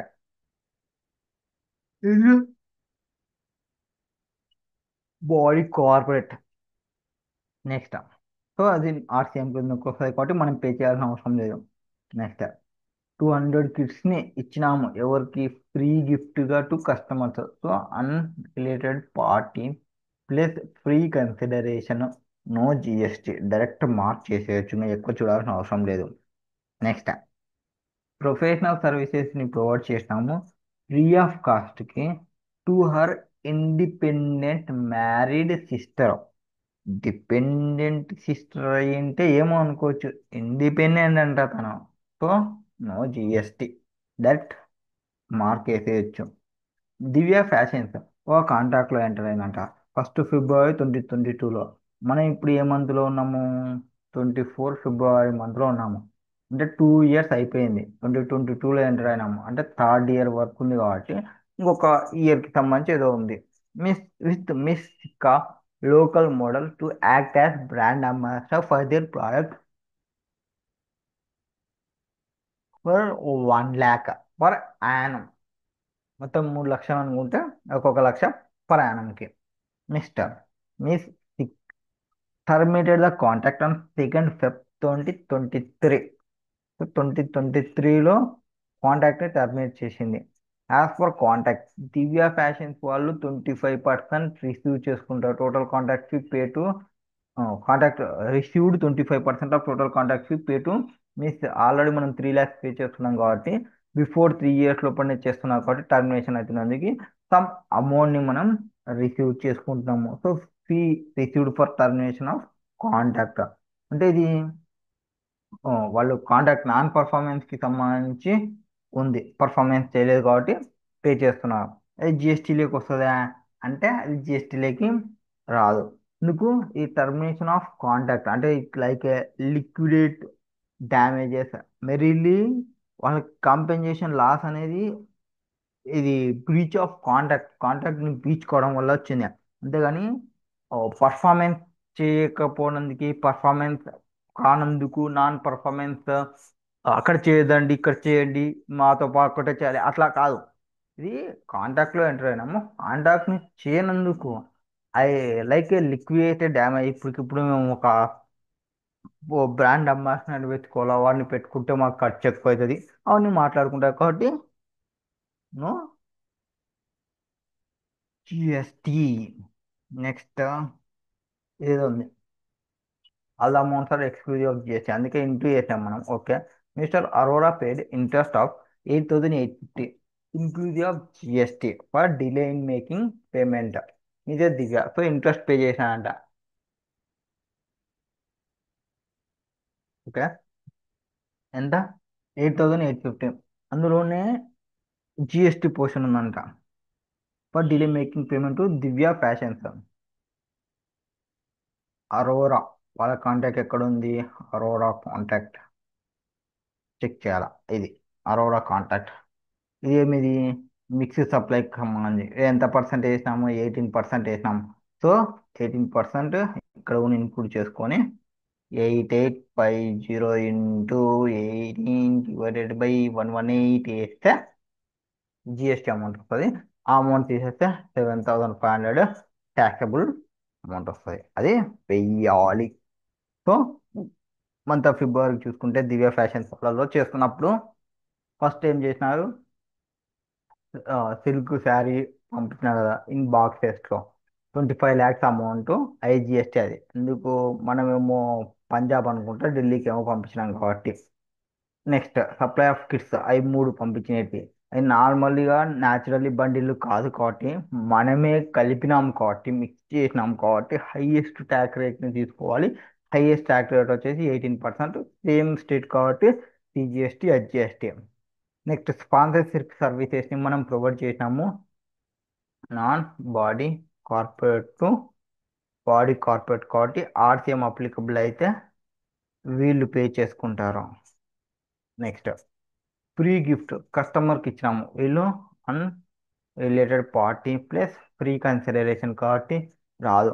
ప్రొఫెషనల్ సర్వీసెస్ ప్రొవైడ్ చేసినాము, వాళ్ళు మనతో డిపెండెంట్ కాదు కాబట్టి అన్రిలేటెడ్ పార్టీ అవుతారు. ఫ్రీ కన్సిడరేషన్ కాబట్టి నో జిఎస్టీ. టర్మినేషన్ ఫీ, ఇది compensation for loss to breach of contract. ఇది కాంపెన్సేషన్ లాస్ కానీ కన్సిడరేషన్ కాదు. నెక్స్ట్ ఇంట్రెస్ట్ డిలే అయింది, ఎవరిదైతే కాంట్రాక్ట్ అది ఆ కాంట్రాక్ట్ వాళ్ళకి ఏదైతే రేట్ అప్లికబుల్ అయిందో అదే రేట్ని మనం కన్సిడర్ చేయాలి. సో అదే రేట్ని నేను కన్సిడర్ చేస్తూ తీసుకున్నా. నెక్స్ట్ క్వశ్చన్ 21 తర్వాత ఇంపార్టెంట్, 24th క్వశ్చన్ ఇంపార్టెంట్ అంట. ఓకే, 24, జస్ట్ సెకండ్ యార్, 1 minute.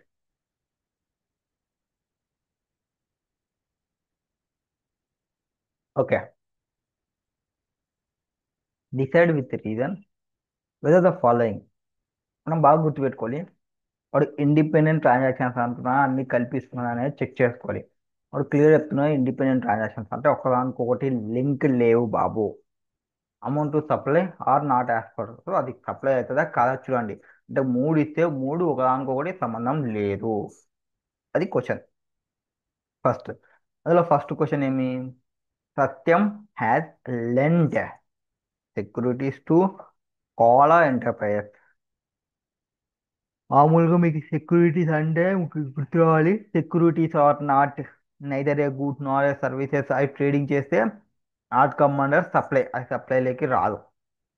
బట్ నేను ట్రేడింగ్ ఇన్ సెక్యూరిటీ చేశానా, కాదు కాదు. లెంట్, లెండింగ్, కన్సిడరేషన్ అంట 10,000 towards lending security under the scheme of security lending scheme. అదొక intermediate scheme. Ignore transaction between Satyam and intermediary, అది సంబంధం లేదంటున్నాడు. సో ఇది సప్లై కిందకి వస్తుందా రాదా అంటే అబ్సల్యూట్గా వస్తుంది. ఎందుకు, lending of securities under security lending scheme is not a transaction in security has, అది సెక్యూరిటీ కాదు కాబట్టి సెక్యూరిటీ అయ్యింటే neither a good neither a service కిందకి వచ్చి అది సప్లై కిందకి రాకుంటున్నా. ఈ సెక్యూరిటీస్ లెండింగ్ స్కీమ్ నుంచి తీసుకునే లెండింగ్ సెక్యూరిటీస్ కాబట్టి అది సెక్యూరిటీ అనేది ట్రాన్సాక్షన్ కిందికి రాదు, సెక్యూరిటీ ట్రాన్సాక్షన్ కిందికి కాబట్టి సెక్యూరిటీ ఏదైతే ఉందో డెఫినేషన్ నుంచి ఎక్స్క్లూడ్ చేసింది కాబట్టి ఏదైతే సర్వీస్ ఇచ్చినామో అమౌంట్ సప్లై అది. అండ్ కన్సిడరేషన్ కూడా ఉంది, Kala enterprises amount supply. Next second,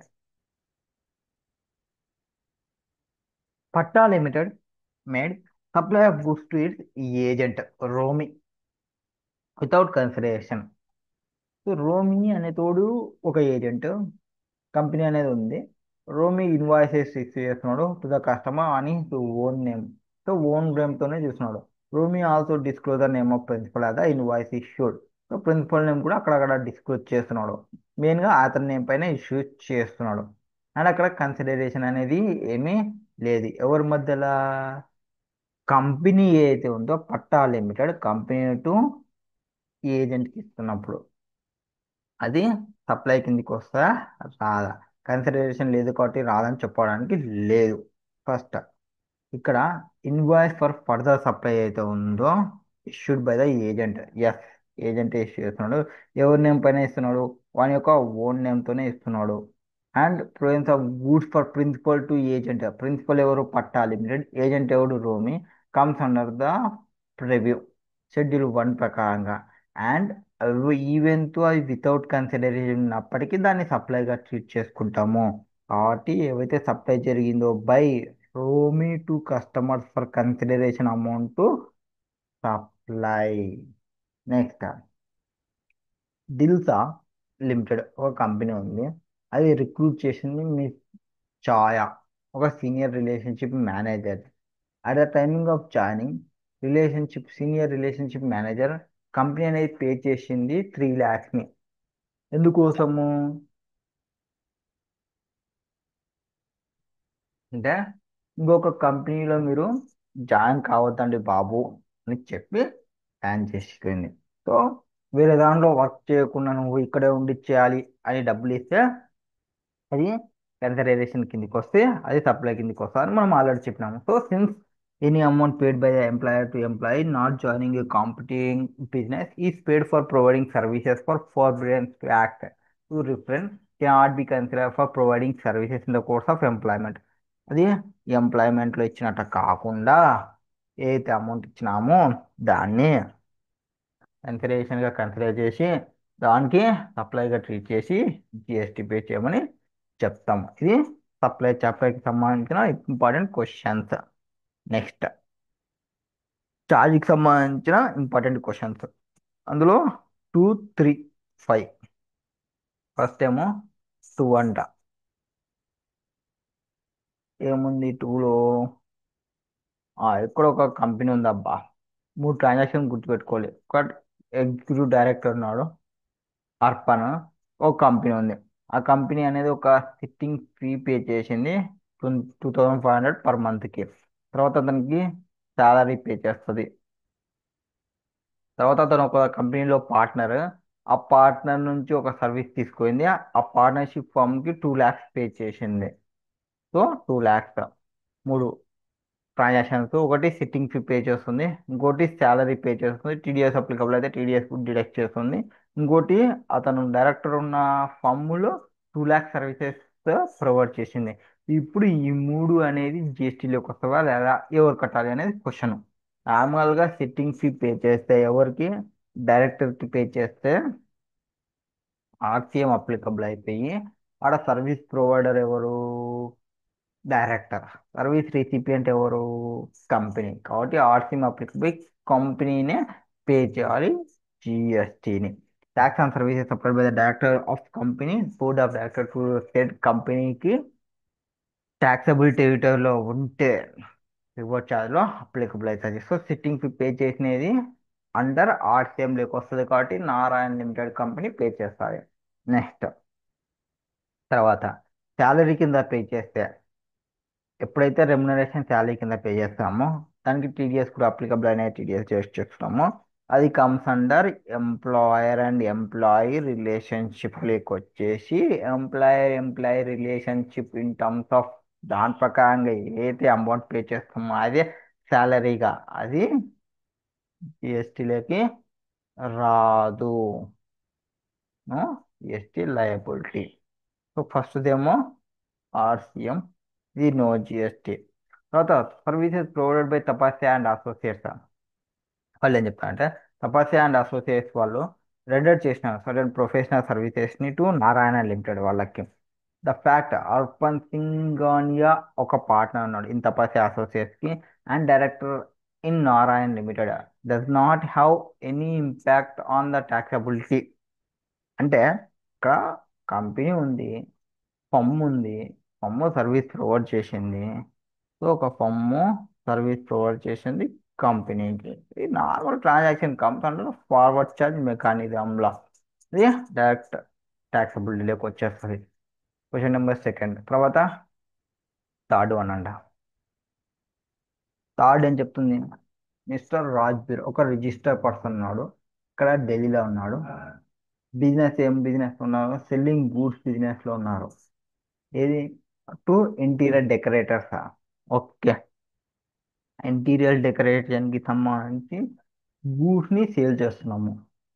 అతను కాంపోజిషన్ స్కీమ్ని ఆఫ్ చేసుకున్నాడు. తన యొక్క కరెంట్ టర్న్ ఓవర్ ఎంత ఉంది? 80 lakhs ఉంది. ఫ్యూచర్లో ఒక 130 lakhs రావచ్చని అతను అనుకుంటున్నాడు. No problem. ప్రస్తుతానికైతే 80 lakhs current financial year. Next year కదా, next year discuss whether miss Rajveer and son can still enjoy benefit of composition scheme in financial year. Enjoy చేయొచ్చా అనేది క్వశ్చన్. మామూలుగా ఆ ఊళ్ళో ఉన్నాడు ఇతను, ఢిల్లీలో ఉన్నాడు కాబట్టి కాంపోజిషన్ స్కీమ్ 1.5 crores వరకు ఉంది. ఇది వచ్చినా ఇది వచ్చినా no problem, no issue. 150 lakhs వరకు తీసుకోవచ్చు కాబట్టి అతను ఎంజాయ్ చేయొచ్చు ఆ బెనిఫిట్ని. తర్వాత ఒక వన్ కొడుకు వస్తున్నాడు. ఏమంటాడు కొడుకు వచ్చి, వీడికి కొడుకు నా కొడుకు బిజినెస్ స్టార్ట్ చేస్తాడు అని చెప్తున్నాడు.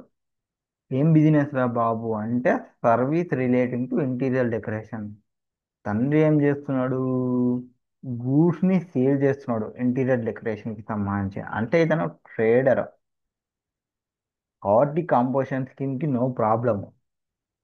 బట్ సర్వీసెస్ ని ప్రొవైడ్ చేయాలి అంటే ఇప్పుడు సర్వీసెస్ ని ప్రొవైడ్ చేయాలంటే కాంపోజిషన్ లో ఉన్న సర్వీస్ అంటే only restaurant service. After completing post graduation in interior decoration under the same name, అదే దానిలో చేయాలనుకుంటున్నా అంట. అంటే ఇది పార్ట్నర్షిప్ ఫామ్గానే చేయాలి అనుకుంటే different. Just first April 2021-22 want to enjoy benefit of composition scheme. అదే ఫామ్లో జాయిన్ అయ్యి అదే ఫామ్లో స్టార్ట్ చేస్తూ అదే ఫామ్లో కాంపోజిషన్ స్కీమ్ కూడా తీసుకోవాలనుకున్నా. అది వస్తుందా? రాదు. ఎందుకు? అదే ఆల్రెడీ చెప్పినాం, రెస్టారెంట్ సర్వీస్ కాదు ఇది, సర్వీసు.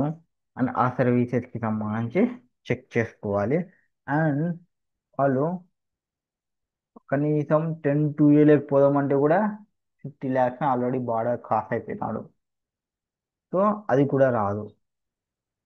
మార్జినల్ సర్వీస్ ఏమైనా ప్రొవైడ్ చేయాలనుకుంటే మార్జినల్ సర్వీసెస్ని ప్రొవైడ్ చేయొచ్చు. బట్ ఇతను కలిసి అతనితో చేయాలనుకుంటున్నాడు కాబట్టి పార్ట్నర్షిప్ ఫామ్గా పెట్టి చేసుకుంటే బెటర్. నా ఫస్ట్ సెక్షన్ 10 ప్రకారంగా ఏం చెప్తారు? ఒక రిజిస్టర్ పర్సన్ ఎవరైతే అతని యొక్క aggregate turnover 150 lakhs exceed కాదు ఇన్ ఏ స్టేట్. ఒక స్టేట్లో ఉంటే 150 lakhs ఎక్సీడ్ కాకుంటే వాళ్ళు కాంపోజిషన్ స్కీమ్ అప్లై చేసుకోవచ్చు. కాంపోజిషన్ స్కీమ్లో పర్మిటెడ్ టు సప్లై వాళ్ళు కావాలనుకుంటే నాట్ ఎక్సీడింగ్ ఎంత percentage? 10% of turnover or 5 lakhs whichever is lower. ఇంతవరకు వాళ్ళు ప్రొవైడ్ చేయొచ్చు. ఇన్ ద గివెన్ కేసులో సెల్లింగ్ ఆఫ్ గూడ్స్లో ఉన్నాడు, కాంపోజిషన్ స్కీమ్ ఎలిజిబుల్లే. అగ్రిగేట్ టర్న్ ఓవర్ వచ్చేసి 80 lakhs ఉంది. Not exceeding 1.5. ఇది వరకు క్లియర్ కాదు. నెక్స్ట్ ఏమి? కరణ్ వాళ్ళ కొడుకు వచ్చినాడు, రాజ్బీర్ కొడుకు. Want to start business providing services to interior decoration and the same firm. ఇది ఫమ్ కాదు, సోల్ ప్రొపరేటరీ ఇంతవరకు. ఫమ్ కావాలంటే అది ఫస్ట్ కన్వర్ట్ చేయాలి. Is to first converted into partnership firm. So ఆ సోల్ ప్రొపరేటరీ బిజినెస్ నుంచి ఫమ్ లేక్ convert చేసి పమ్ముకి ఇంకొక సపరేట్ ప్లాన్ వస్తుంది, న్యూ ప్లాన్, న్యూ జిఎస్టీ వస్తుంది. సో అక్కడ నుంచి వాళ్ళు కలిపి చేయొచ్చా అంటే ప్రొవైడ్ చేయొచ్చు. ఎంతవరకు? పమ్ అనేది కొత్త ఇప్పుడే వచ్చిన బాబు ఆర్ పాప కాబట్టి ప్రీవియస్ ఇయర్ టర్న్ ఓవర్ ఏముండదు కాబట్టి 10% ఆఫ్ zero turnover or 5 lakhs whichever is higher. So వాళ్ళు కాంపోజిషన్ స్కీమ్ బెనిఫిట్ని ఎంజాయ్ చేయొచ్చు. That is question number third one. Next question number 51 important అంట.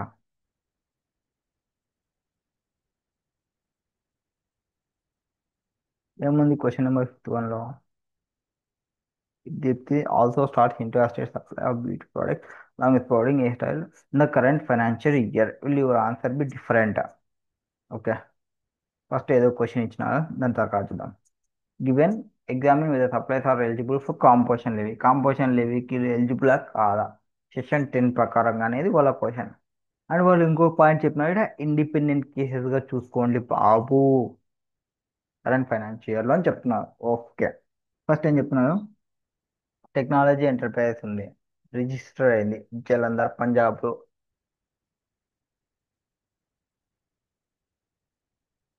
ఎక్కడ వచ్చినారు? మ్యానుఫ్యాక్చరింగ్ ఎంగేజ్ అయింది. సప్లై చేసినారు కంప్యూటర్ సిస్టమ్స్ని. వాళ్ళ యొక్క aggregate turnover preceding financial ఇయర్లో ఎంత? 125 lakhs. And enterprise computer system అనేది మ్యానుఫ్యాక్చర్ చేసింది with in the state of Punjab ఓన్లీలోనే. ఓకే. కంప్యూటర్ సప్లై మ్యానుఫ్యాక్చర్ పిచ్చింగ్ 100. ఏమన్నా ఇక్కడ మ్యానుఫ్యాక్చరింగ్లో ఉన్నాము, కంప్యూటర్ సప్లై చేస్తున్నాం, కంప్యూటర్ సిస్టమ్స్ని సప్లై చేస్తున్నాము. 125 lakhsని ఉంది అంటే 150కి లోపలనే ఉంది కాబట్టి కంపోజిషన్కి eligible. Enterprise supplies the computer system manufactured by with in state of Punjab only. Inter state అనేది లేదు. It view to expand it's business operation it will also start providing repairing service. ఇంతవరకు ట్రేడింగ్లో ఉన్నారు, మ్యానుఫ్యాక్చరింగ్లో ఉన్నారు, మ్యానుఫ్యాక్చర్ ప్లస్ ట్రేడింగ్లో. ఇప్పుడు service లేకపోతున్నారు. Service లేకపోతున్నప్పుడు పోతున్నప్పుడు వాళ్ళు ప్రొవైడ్ చేయొచ్చు ఆ సర్వీసెస్ని అంటే సర్వీసెస్లో ఓన్లీ రెస్టారెంట్ సర్వీసెస్ మాత్రమే ప్రొవైడ్ చేయాలి. రెస్టారెంట్ సర్వీసా? కాదు, ఇది రిపేర్ సర్వీస్. ఇప్పుడు వేరే సర్వీసెస్ ప్రొవైడ్ చేయాలి అనుకున్నప్పుడు వాళ్ళు చేయొచ్చా చేయకూడదా అంటే 10% ఆఫ్ మార్జిన్ ప్రొవైడ్ చేయొచ్చు. అంటే 12.5 వరకు వాళ్ళు ప్రొవైడ్ చేయొచ్చు. సో అన్నిటి కలిపి ఒకటి చెప్తా. సో యాజ్ పర్ సెక్షన్ 10 ప్రకారంగా ఎవరు ఫస్ట్ కాంపోజిషన్లోకి రావాలనుకుంటే ఎవడైతే అగ్రిగేట్ టర్న్ ఓవర్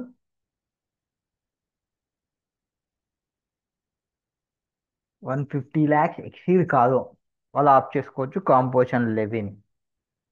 ఎవరాలు? మ్యానుఫ్యాక్చరర్ కావచ్చు, రెస్టారెంట్లో ఉండొచ్చు, ఆర్ అదర్స్ సప్లయర్ కూడా కావచ్చు. Eligible suppliers. కాంపోజిషన్ స్కీమ్ ఇది బాగా గుర్తుపెట్టుకోవాల్సింది ఏమంటే ఇక్కడ 10, 1 and 2 ఇందులో ఉండాలి అనుకున్నప్పుడు దీని గురించి ఏది 1.5 అండ్ సర్వీసెస్లో అంటే ఓన్లీ రెస్టారెంట్ సర్వీసెస్ అని చెప్పాల్సింది. అండ్ వాళ్ళు కావాలనుకుంటే మార్జినల్గా అంటే వేరే సర్వీసెస్ ప్రొవైడ్ చేయాలనుకుంటే మార్జినల్ సర్వీసెస్ ప్రొవైడ్ చేయొచ్చు up to 10% of turnover preceding financial ఇయర్లో ఎంత ఉందో అది, or 5 lakh whichever is higher ఇంత ప్రొవైడ్ చేయొచ్చు. ఇది కాదనుకుంటే దీనిలో ఉంటే 1% గూడ్స్కి సంబంధించి, రెస్టారెంట్స్కి సంబంధించి 5% ఉంటుంది. ఇది కాంపోజిషన్ వాళ్ళకి. ఇది కాకుండా ఇంకొక కొత్త సెక్షన్ ఏం చెప్తా అంటే 10(2)A వీళ్ళు not eligible to pay tax under 10(1) and 10(2)లో లేరు. అలాగే 10(2) అనేది ఒకటి ఇస్తుంది. ఇది కూడా కన్జర్వేషన్ రేట్ 6% కన్సెషన్ రేట్ ఉంటుంది. ఎప్పుడు వీళ్ళకైతే అప్ టు టర్న్ ఓవర్ వచ్చేసి 50 lakhs. నార్మల్గా వాళ్ళకి 150 lakhs అయితే వీళ్ళకి 50 lakhs subject to specified condition. One of such condition ఏమంటే వాళ్ళు ఎటువంటి ఇంటర్ స్టేట్ సప్లైస్ అనేది చేయకూడదు. ఇవి కేసెస్. సో అందులో మనం ఫస్ట్ క్వశ్చన్ ఆల్రెడీ చూసినాము. వాళ్ళ టర్న్ ఓవర్ చెప్పేసినాము 1.5 crores లోపలనే ఉంది ప్రీసింగ్ ఫైనాన్షియల్లో. అండ్ అగ్రిగేట్ టర్న్ ఓవర్ వచ్చేసి లెస్ 1.5 ఉంది. ఇంటర్ స్టేట్లోనే ఉన్నారు. ఇంకొక రిపేర్ సర్వీసెస్ లేకపోవాలనుకుంటున్నా అంటే మార్జిన్ ఆఫ్ సర్వీస్ 12.5 వరకు తీసుకోవచ్చు. Next B. ఒక కంపెనీ ఉంది, రిజిస్టర్ అయింది సిక్కింలో. వాళ్ళు ఏం చేస్తున్నారు? రెస్టారెంట్ సర్వీసెస్ని ప్రొవైడ్ చేస్తున్నారు. ఎస్, రెస్టారెంట్ సర్వీస్ కూడా తీసుకోవచ్చు అని చెప్పినాము. ఎక్కడున్నారు వాళ్ళు? సిక్కింలో ఉన్నారు. స్పెసిఫైడ్ స్పెసిఫైడ్ స్టేట్స్కి అయితే నార్మల్గా 150 lakhs. నార్మల్గా 150 lakhs. బట్ కొన్ని స్పెసిఫైడ్ స్టేట్స్ అయితే వాళ్ళకి 75 lakhs మాత్రమే వస్తుంది. ఓకేనా?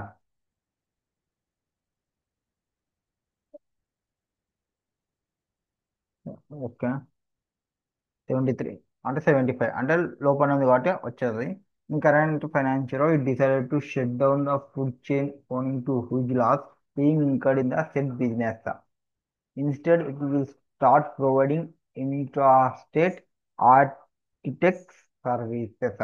వాళ్ళు ఈ బిజినెస్ ని క్లోజ్ చేసేసి ఆర్కిటెక్ట్ సర్వీసెస్ బిజినెస్ ని స్టార్ట్ చేయాలనుకున్నాను. స్టార్ట్ చేసుకోవచ్చా లేదా అనేది క్వశ్చన్. నార్మల్గా వాళ్ళు ఆల్రెడీ 73కి దగ్గరలో ఉన్నారు. అది కూడా ఏది, రెస్టారెంట్ బిజినెస్ లో ఉండి.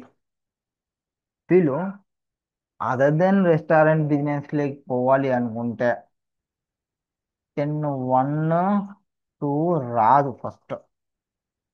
అది కాబట్టి 10-2 పోవచ్చు.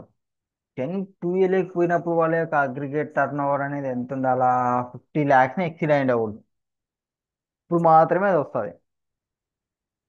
ఆల్రెడీ వీళ్ళు బిజినెస్ చేసి 73 lakhs దాకా తీసుకుపోయి ఇప్పుడు 50 lakhs లోపల ఉన్న బెనిఫిట్ లో ఉన్న కాంపోజిషన్ కింద తీసుకోవాలనుకుంటే నాట్ యాక్సెప్టబుల్. వాళ్ళకి కాంపోజిషన్ స్కీమ్ అనేది రాదు. నెక్స్ట్, దీప్తి సర్వీస్ లిమిటెడ్ ఒక రిజిస్టర్డ్ ఇన్ ఉత్తరాఖండ్లో ఉన్నారు. వాళ్ళు ఎక్స్క్లూజివ్లీగా హెయిర్ స్టైలింగ్ సర్వీసెస్ని ప్రొవైడ్ చేస్తున్నారు. డైరెక్ట్ వీళ్ళు వేరే సర్వీసే, రెస్టారెంట్ సర్వీస్. వాళ్ళ టర్న్ ఓవర్ ఎంత ఉంది? 34 lakhs ఉంది.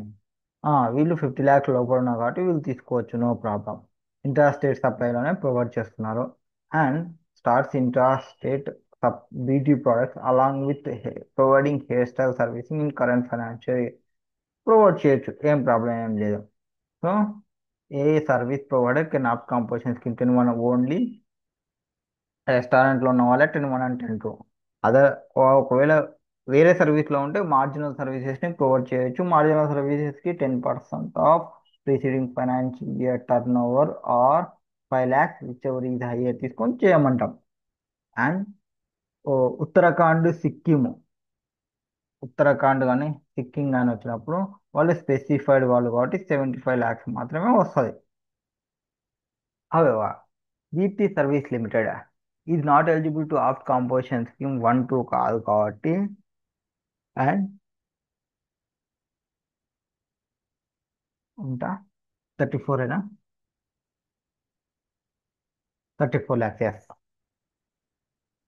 సో 34 lakhs ఉంది కాబట్టి 10-2 తీసుకోవడానికి ఆప్షన్ ఉంది. Can avail the benefit of composition 10-2 till the time aggregate turnover వచ్చేసి డస్ నాట్ ఎక్సెప్ట్ 50 lakhs వరకు వాళ్ళు 10-2 తీసుకోవచ్చు. Next important question, fifth one తర్వాత 6, 7, 11, 14, సిక్స్త్ క్వశ్చన్ అంట. సో సిక్స్త్ క్వశ్చన్లో మనకి రిక్వైర్మెంట్ ఏమవుతుందో, కంప్లీట్ ద జిఎస్టీ లైబిలిటీని కంప్లీట్ చేయాలి. ఎవరిది? బిఎన్డి కంపెనీకి సంబంధించి ఏప్రిల్ టు అక్టోబర్ వరకు, అంటే April, May, June, July, August, September, October, 8 months సంబంధించి. లేదా May, sorry, April to May, May, June, July, August, September, October,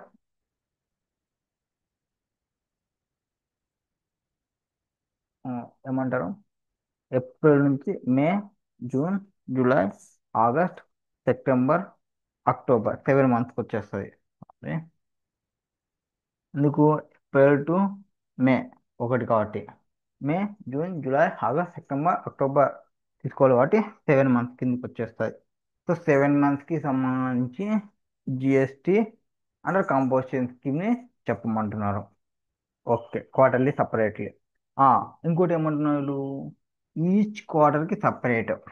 అంటే క్వార్టర్ అంటే ఏప్రిల్, మే, జూన్ ఇదొకటి, జూలై, ఆగస్ట్, సెప్టెంబర్ ఇదొకటి, అక్టోబర్ ఇది వరకు కదా. అంటే 3 quarters దిగుతాయి. 3 quarterలో ఈ క్వార్టర్ది ఇంకా ఇప్పుడే ట్యాక్స్ రాదు.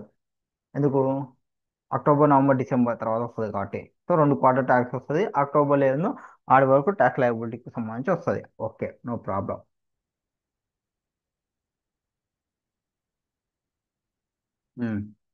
ఎవరు? కంపెనీ ఉంది. ఏంది? Partnership firm. ఇక్కడ నాగపూర్, మహారాష్ట్రలో. హోల్సేలర్ ఉన్నాడు. ఏం చేస్తున్నాడు? ట్యాక్సబుల్ ప్రోడక్ట్ పిని, ప్రోడక్ట్ క్యూని, ఎగ్జామ్టెడ్ దాన్ని ప్రొవైడ్ చేస్తున్నాడు. ఓకే, ఇది tax Q exempted. By way of notification. Firm అనేది సప్లై చేస్తుంది this products only in the eastern part of Maharashtra. So మహారాష్ట్రలో ఒకటి చేస్తున్నారంట వాళ్ళు. Okay. All the procurements of goods సర్వీస్లు అవన్నీ from the firm supplier register under the regular scheme in the state of Maharashtra. Maharashtra నుంచి తీసుకుంటున్నారు. ద ఫమ్ అనేది పే చేస్తుంది ట్యాక్స్ అండర్ కాంపోజిషన్ స్కీమ్లో. సో కాంపోజిషన్ స్కీమ్లో పే చేస్తుంది. అంటే కాంపోజిషన్ స్కీమ్లో అంటే ఎంత పే చేస్తుంటారు వాళ్ళు? ఎవరిళ్ళు? హోల్సేలర్ అంటే ట్యాక్సబుల్ ప్రోడక్ట్ అది కాబట్టి 1% పే చేస్తుంటారు. హోల్సేల్ అన్నారు కాబట్టి ఓన్లీ ట్యాక్సబుల్ పైన చేస్తుంటారు. అంటే పీ ప్రోడక్ట్స్ పైన ఒకటే ట్యాక్స్ పే చేస్తే చాలు. ఓకే. దాని తర్వాత ఎక్స్క్లూజివ్ ట్యాక్సెస్ అంట ఇచ్చిన information. Turn over first quarter, so June month వరకు ఏముంది, తర్వాత సెప్టెంబర్ వరకు ఏముంది, 2 క్వార్టర్లకి ఇన్ఫర్మేషన్ ఇచ్చేసినాడు. 60, 50 ఏది టర్న్ ఓవర్ క్వార్టర్ ఎండ్కి సంబంధించి. ఓకే. 60 lakhs, 50 lakhs, 110, 17, 17, 34. 110కి 34 యాడ్ చేస్తే 144,65,000 సంథింగ్ వస్తుంది అనుకుంటా. Yes. So 144,65,000. So simple calculation. 60, 50, 110, 17, 17, 34. 110కి 34 యాడ్ చేస్తే 144, 65 కాబట్టి 65.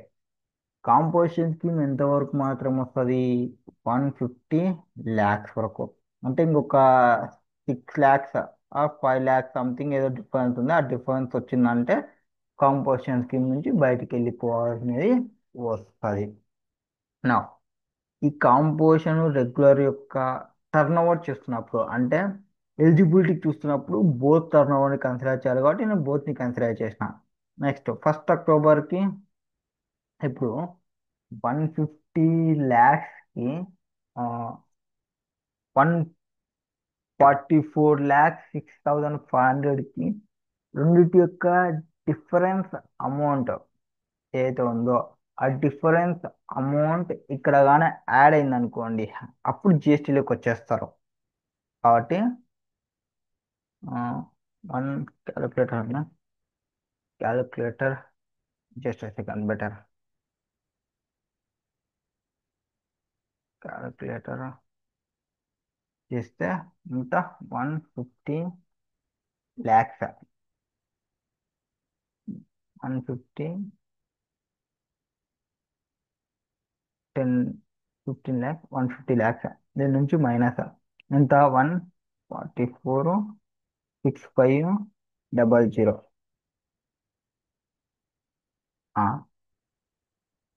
ఇంకొక జీరో వేయాలి అంట. ఎస్.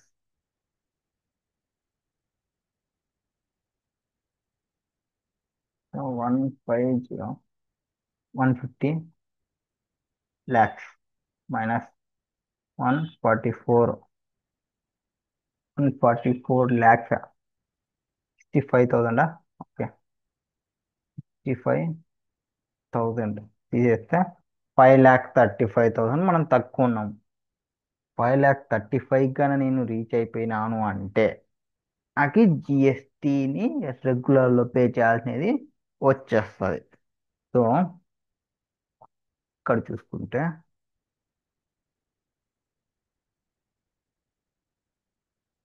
అవసరం వచ్చినప్పుడు సో 5 lakhs అంటే 2, 3, 4 కూడా దగ్గర దగ్గర 1 lakh ఉంది. ఇక్కడికి వచ్చేపాటికి నేను రెగ్యులర్లోకి వచ్చేస్తా. సో ఆల్రెడీ నాకు 150ని ఇక్కడ క్రాస్ అయిపోతుంది. ఎందుకు? 2, 3, 4 ఇది ఒక 1 lakh అనుకుంటే 5 అన్నీ వచ్చేస్తుంది. కాబట్టి ఇంకా పైన ఇంకా కొంచెం కొంచెం ఎక్కువ ఉంది కాబట్టి ఇక్కడికి వచ్చేప్పటికే నేను 150 lakhsని ఎక్సీడ్ అయిపోతా. సో ఫ్రమ్ సెకండ్ వరకు వాళ్ళు కాంపోజిషన్లో పే చేయొచ్చు. ఇక్కడి నుంచి వాళ్ళు రెగ్యులర్లో పే చేయాలి. ఓకేనా? నౌ ఆల్రెడీ ఈ క్వార్టర్ క్వార్టర్ అనేది, ఎస్, ఇది ఒక క్వార్టర్, ఫస్ట్ క్వార్టర్, ఇది ఒక క్వార్టర్, సెకండ్ క్వార్టర్. ఇక్కడ ఈ డే వరకు ట్యాక్స్ క్యాలిక్యులేషన్ చేస్తే నా లయబిలిటీ క్లియర్ అయిపోద్ది. ఆడి వరకు నాకు ఎంత పడుతుంది అనేది నేను క్యాలిక్యులేషన్ చెయ్యాలి అంతే. అండ్ దాని తర్వాత ఇక్కడ ఇంకోటి ఏమంటే, ఇక్కడ నేను ట్యాక్సబుల్ ట్రేడర్ కాబట్టి ఓన్లీ ట్యాక్సబుల్ అయినా మాత్రమే పడుతుంది. అంటే ఫస్ట్ క్వార్టర్కి. సో ఇక్కడ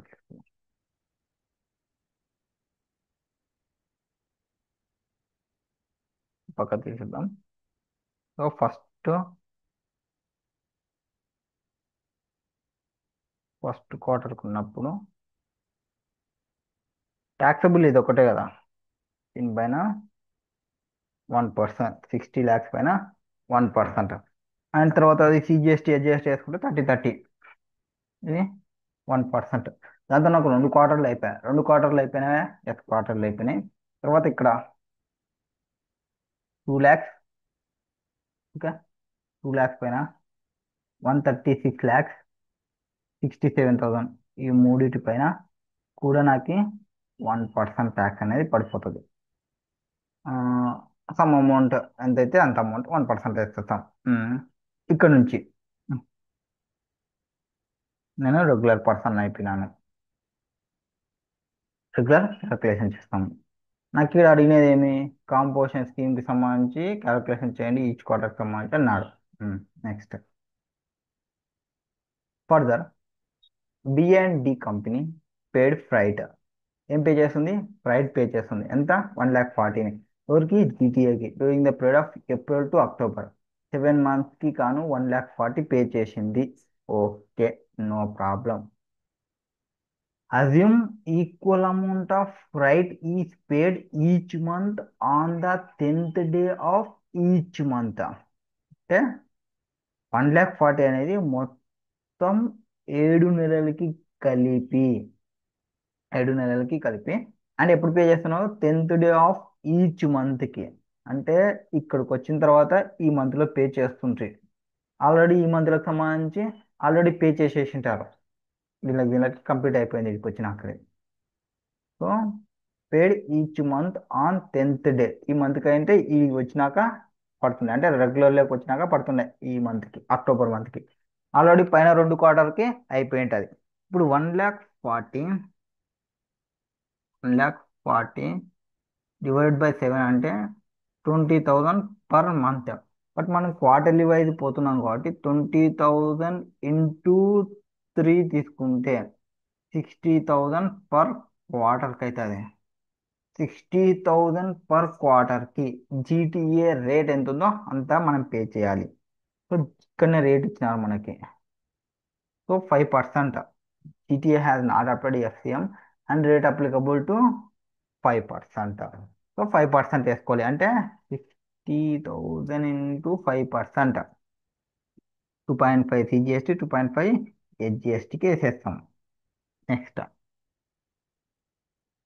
అదేవిధంగా ఓకే, కంప్లీటెడ్. అది క్వశ్చన్ అయిపోతుంది అప్పుడు. సో ఆన్సర్ చూస్తే సెక్షన్ 10 ఉంది, 10(3) ఉంది. ఏం చెప్తారు? కాంపోజిషన్ వాళ్ళు 10(1 and 2)లో పే చేయొచ్చు.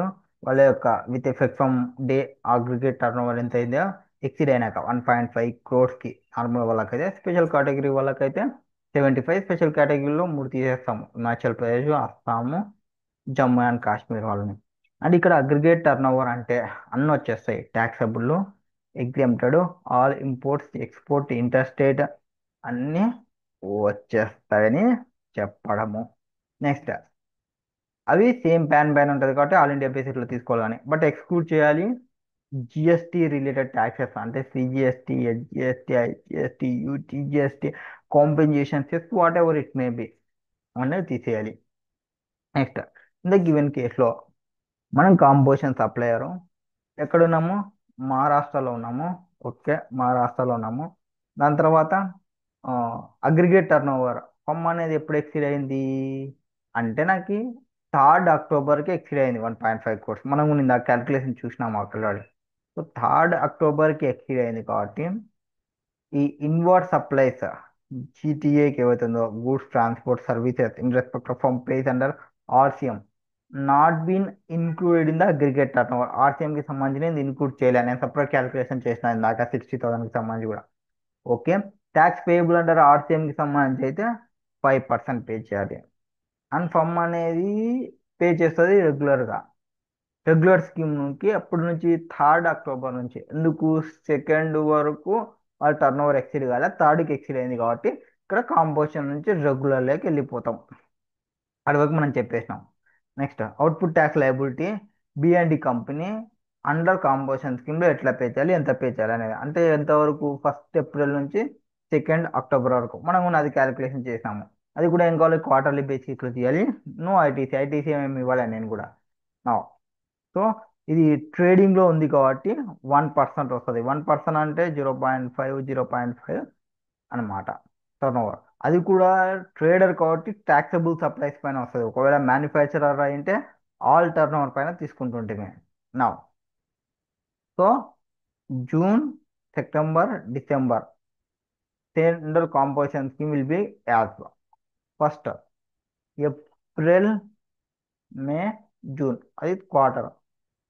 ఏప్రిల్, మే, జూన్ తర్వాత జూలై, ఆగస్ట్, సెప్టెంబర్ తర్వాత అక్టోబర్, నవంబర్, డిసెంబర్. డిసెంబర్కి క్వార్టర్. ఇందులో mid of the month 3rd వరకే కాబట్టి అది పక్కన పెట్టేస్తాం.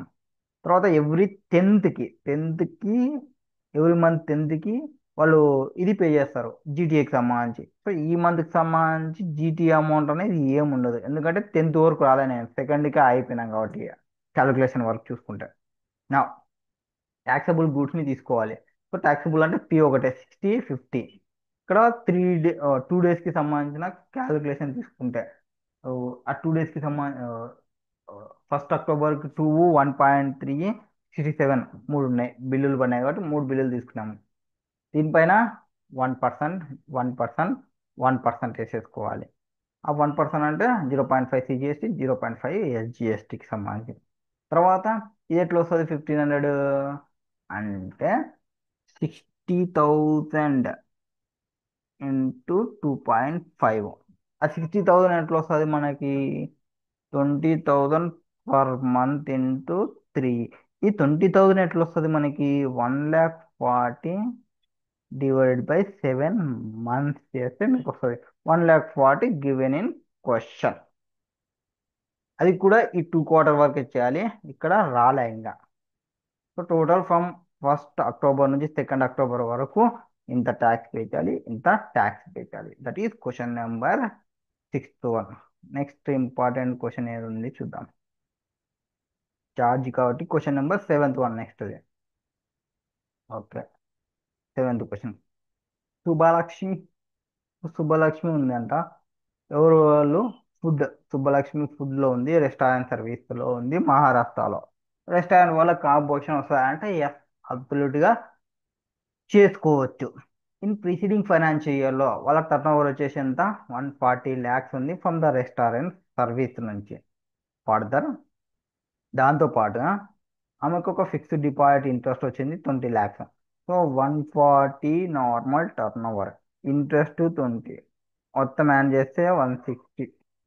You are required to advise Shubhalakshmi would whether it is liable for composition scheme under 1 and 2. 1 and 2కి ఎంత వరకు ఉంటుంది, 150 lakhs వరకు ఉంటుంది current financial year. For assuming that in current financial year in further assuming that in the current financial year, ఇది 140 అనేది preceding financial year. Okay, preceding financial ఇయర్లో చెప్పాను.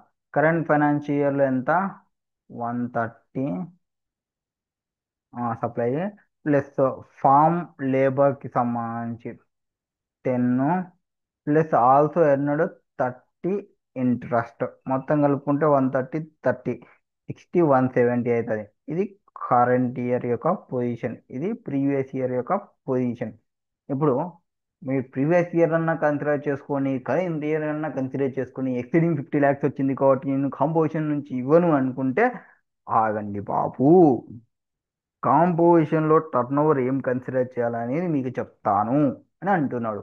ఏం చెప్తాడు వీడు అంటే సెక్షన్ 10(1) కింద ఒక register person aggregate turnover ఏది కన్సిడర్ చేయాలా? ప్రిసీడింగ్ ఫైనాన్షియల్ ఇయర్లో డస్ నాట్ ఎక్సీడ్ 1.5 crores అంటే 150 lakhs.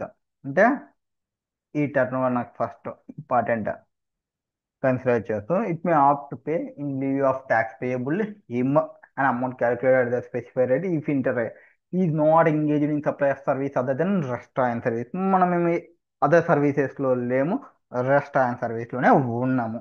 ఓకే, ఇక్కడికి హౌ ఎవర్ అవర్ వేరే సర్వీసెస్ ప్రొవైడ్ చేయాలనుకుంటే ఎస్ ఈ కెన్ డూ. ఎంతవరకు? మార్జినల్ సర్వీస్ వరకు ప్రొవైడ్ చేయొచ్చు. మార్జినల్ సర్వీస్ ఎంత ఇస్తుంది అంటే ఒక 10% of preceding financial year turnover ఎంత ఉంది or 5 lakhs whichever is higher. ఇంతవరకు నువ్వు తీసుకోవచ్చు, చివరి హయ్యర్ వరకు. Now also exempted services exempted services includes determining the value of turnover in the state of union territory. Exempted services ని కూడా తీసుకుంటాము టర్న్ ఓవర్లో. ఎందుకు? Turnover includes taxable turnover, exempted turnover, all export turnover, interstate turnover అని చెప్పాం కాబట్టి. So exempted సర్వీసెస్కి సంబంధించినప్పుడు exempted service supply of service provided by way of extending deposit loans or advance insofar as consideration is expended by way of interest or discount shall not be taken into account for determining the value of turnover in state or union territory. Exempted turn over తీసుకోండి, కానీ exempted turn ఓవర్లో interest income, discount income మీరు consider చేయవద్దు. ఓకేనా? కాబట్టి exempted services నేను include చేసుకోవచ్చు దాని నుంచి వచ్చిన టర్న్ ఓవర్ని. ఆ ఎగ్జెంప్టెడ్ టర్న్ ఓవర్లో మీరు ఇంట్రెస్ట్ యొక్క టర్న్ ఓవర్ని కన్సిడర్ చేయొద్దు, ఎక్స్క్లూడ్ చేయండి. So in the aggregate previous year turn over మీరు ఏదైతే 140 + 20 160 అన్నారో ఇది కన్సిడర్ చేయొద్దండి బాబు. 140 అవుతుంది అంటే 150కి బిలో ఉన్నారు. ఓకేనా? 150కే బిలో ఉన్నారు అండ్ 150కి బిలో ఉన్నారు కాబట్టి eligible to up composition scheme. తర్వాత ఇంకొక క్వశ్చన్ అడిగిన, మనకి మార్జినల్ సర్వీస్ని ప్రొవైడ్ చేయొచ్చా? ఎంతవరకు ప్రొవైడ్ చేయొచ్చు? చేస్తే 140 × 10% అంటే 14 lakhs or 5 lakhs whichever is higher. 14 lakhs వరకు వాళ్ళు ప్రొవైడ్ చేయొచ్చు. So further as part of restaurant service it can provide services up to 14 lakhs వరకు are 5 lakhs which ever is higher in current finance. Has already seen bank interest 20 lakhs from fixed deposit will not be considered while determining this limit. Next tax payable. మామూలుగా ట్రేడర్కి అయితే 1% on taxable turn over, manufacture అయితే 1% on total turn over, restaurant వాళ్ళు కాబట్టి 5% on turn over వచ్చేస్తుంది. So turnover ఎంత ఉంది? 130 plus current year 130 +10 అది form లేబర్కి సంబంధించింది కదా, అది కూడా ఇంక్లూడ్ చేసుకోవాలి. ఎగ్జాంపుల్ టర్న్ ఓవర్కి సంబంధించి కూడా టోటల్ టర్న్ ఓవర్ తీసుకొని టర్న్ ఓవర్ శుభలక్ష్మి ఇంట్రెస్ట్ది కన్సిడర్ చేయము, తీసేస్తాము. తీసేసిన తర్వాత నార్మల్ సప్లై లేబర్ రెండు కలుపుకుంటే 140 × 5% వేసుకుంటే కరెంట్ ఇయర్ యొక్క ట్యాక్స్ నీకు వచ్చేస్తుంది. అది క్వశ్చన్ నెంబర్ 7th. తర్వాత 11th వన్ అంట. 11th క్వశ్చన్ ఏమి ఇచ్చినారు?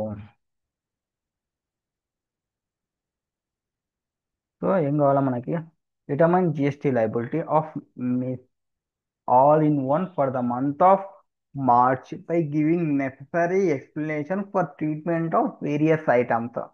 Rate of GST for both inward outward supplies వచ్చేసి 9% each except renting of vehicle ఒకటి పక్కన పెట్టా. ఫర్ విచ్ దానికేమో 2.5 ఈచ్ అంటే 5%. So all in one commenced business from February నుంచి స్టార్ట్ చేసినాడు. All the supplies are intrastate only, ignore the provisions relating to ITC. Okay, మనం ఎప్పుడు స్టార్ట్ చేసినాము? ఫిబ్రవరి మంత్లో స్టార్ట్ చేసినాము. ఇదేమిది? ఒక పార్ట్నర్షిప్ ఫర్మ్ అండ్ సర్వీసెస్ని ప్రొవైడ్ చేస్తుంది, డిఫరెంట్ సర్వీసెస్ని ప్రొవైడ్ చేస్తుంది. మనకి ఇచ్చిన రిలేటెడ్ ఏమి? మార్చి మంత్కి అంటే ఫిబ్రవరిలో స్టార్ట్ చేసినాము మార్చ్ మంత్లో. ఈ మంత్ అయిపోయింది, నెక్స్ట్ మంత్కి ఏంది పొజిషన్ అనేది ఇస్తున్నారు. నౌ ప్రొవైడెడ్, ఏం ప్రొవైడ్ చేసినాము? Direct service, direct selling agent, DSA, agent services to Y bank. ఎవరికి ప్రొవైడ్ చేస్తున్నాము? వై బ్యాంక్కి ప్రొవైడ్ చేస్తున్నాము కాబట్టి నార్మల్గా మీరు second,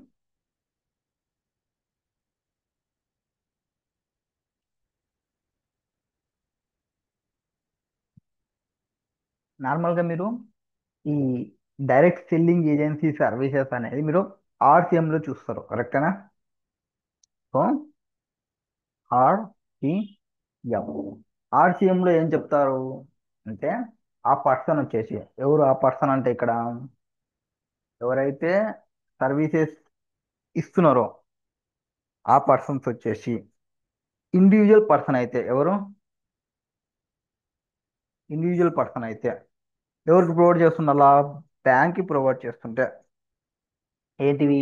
direct selling agency service RCM అనేది అప్లికబుల్ అవుతుంది. ఇక్కడ మనం ప్రొవైడ్ చేస్తున్న పర్సన్ ఇండివిజువల్ పర్సన్ అంటే కాదు, పార్ట్నర్షిప్ ఫర్మ్, కాబట్టి it will taxable under ఎఫ్సిఎం.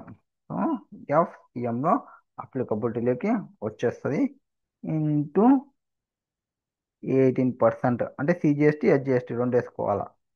Next అన్నిటికీ సిజిఎస్టీ హెచ్జిఎస్టీనే కాబట్టి నేను డైరెక్ట్ ట్యాక్స్ రేట్ చెప్పేస్తాను. నెక్స్ట్ ఏముంది? Provided security services by way of supply of security person to ABC Private Limited, registered person under GST. ఇప్పుడు ఏం ప్రొవైడ్ చేస్తున్నాం మనం ఇక్కడ అంటే సెక్యూరిటీ సర్వీసెస్ ప్రొవైడ్ చేస్తున్నాము. ఎవరికి ప్రొవైడ్ చేస్తున్నాము? బాడీ కార్పొరేట్కి ప్రొవైడ్ చేస్తున్నాము. ఎప్పుడైతే నాన్ కార్పొరేట్ బాడీ కార్పొరేట్కి ప్రొవైడ్ చేస్తున్నాం సెక్యూరిటీ సర్వీసెస్, అది ఆర్సిఎంలో అప్లికబుల్ అవుతుంది కాబట్టి మనం పే చేయాల్సిన అవసరం లేదు దీనికి. Next provided security services to PSR trust and unregistered person under GST, ఇది non body corporate. Non body corporate non body కార్పొరేట్కి అయితే ఎఫ్సిఎం అప్లికబుల్ అవుతుంది. దీని మీద ట్యాక్స్ పడుతుంది ఎంత? 18%. అది కూడా సిజిఎస్టీ హెచ్జిఎస్టీ వేసుకోండి, 9%, 9%.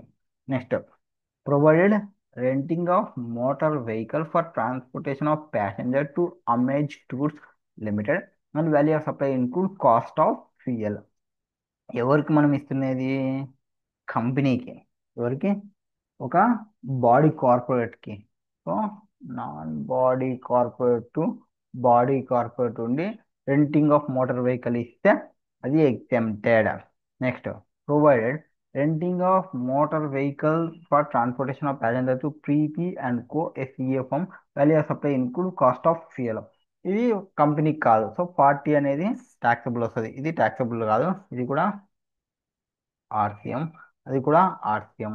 సో 4 lakhs ట్యాక్సబుల్లే, 1 lakh ట్యాక్సబుల్లే, 40,000 ట్యాక్సబుల్లే, 18%. నెక్స్ట్ దాని తర్వాత availed representation services from PB and co, ఒక law firm towards a consumer court కేసుకి సంబంధించి. నార్మల్గా ఇది ఆర్సిఎం అనేది అప్లికబిలిటీ అవుతుండే, బట్ మనం ఇప్పుడు పే చేయాల్సిన అవసరం లేదు. ఎందుకంటే మనం న్యూలీ ఎంటర్ప్రైజెస్, లాస్ట్ ఇయర్లో నాకు బిజినెస్ లేదు, లాస్ట్ ఇయర్లో బిజినెస్ లేదని నేను ఇప్పుడు ఎట్లా చెప్తున్నాను అంటే, నేను కమెన్స్మెంట్ చేసినదే ఈ ఇయర్ అని చెప్పినాను కాబట్టి అప్లికబిలిటీలోకి రాదు, ఆర్సిఎం అనేది అప్లికబిలిటీలోకి రాదు. దట్ క్వశ్చన్కి సంబంధించి ఆన్సర్ చూద్దాం. ఫస్ట్ డైరెక్ట్ సెల్లింగ్ ఏజెన్సీ ఎవరికి? To Y bank limited. So taxable వేసినాము. ఎందుకు? Tax payable under forward charge in supplier of such service is partnership firm కాబట్టి, నాట్ ఇండివిజువల్ కాబట్టి. ఇండివిజువల్ పర్సన్ అంటే ఎగ్జామ్షన్ లేక వచ్చేస్తుండే, సారీ ఆర్సిఎం లేక వచ్చేస్తుండే. Next security services to ABC private limited, మనం ఒక కంపెనీకి ప్రొవైడ్ చేసినాం. నాట్ బాడీ కార్పొరేట్ ఉంది, అది సెక్యూరిటీ సర్వీసెస్ అయితే అది ఆర్సిఎం లేక సక్సెబుల్ అవుతుంది. సో ఇది ఆర్సిఎం, ఆ కంపెనీ పే చేసుకుంటుంది. అది సెక్యూరిటీ సర్వీసెస్ అదే వేరే బాడీ కార్పొరేట్ కాకుండా నాన్ బాడీ కార్పొరేట్ చేస్తే మనం ఎఫ్సిఎంలో పే చేస్తున్నాం, సో మనమే పే చేస్తున్నాం. Next renting of motor vehicles, ఇది కూడా ఆర్సిఎం కిందకి వచ్చేస్తుంది. ఎందుకు? బాడీ కార్పొరేట్ కాబట్టి, including cost of tax payable under RCM payable recipients in such service provided by non body corporate to body corporate కాబట్టి, and GST is payable 5%. Okay, అది అవతల కంపెనీకి సంబంధించి. Next renting of motor vehicle to ప్రీతి, అదే service మనం non body corporate provide చేస్తే మనం pay చేసేసినాము. మనకి 5% పే చేయాలనేది ఇన్నే చెప్పినారు వెహికల్కి సంబంధించి రెంటింగ్ అయితే. ఓకేనా? నెక్స్ట్ ఇది ఇంపార్టెంట్. ఏం చెప్తున్నారు? అవైల్ రిప్రజెంటేషనల్ సర్వీసెస్ ఎవరి నుంచి? From PB and co, a law firm నుంచి.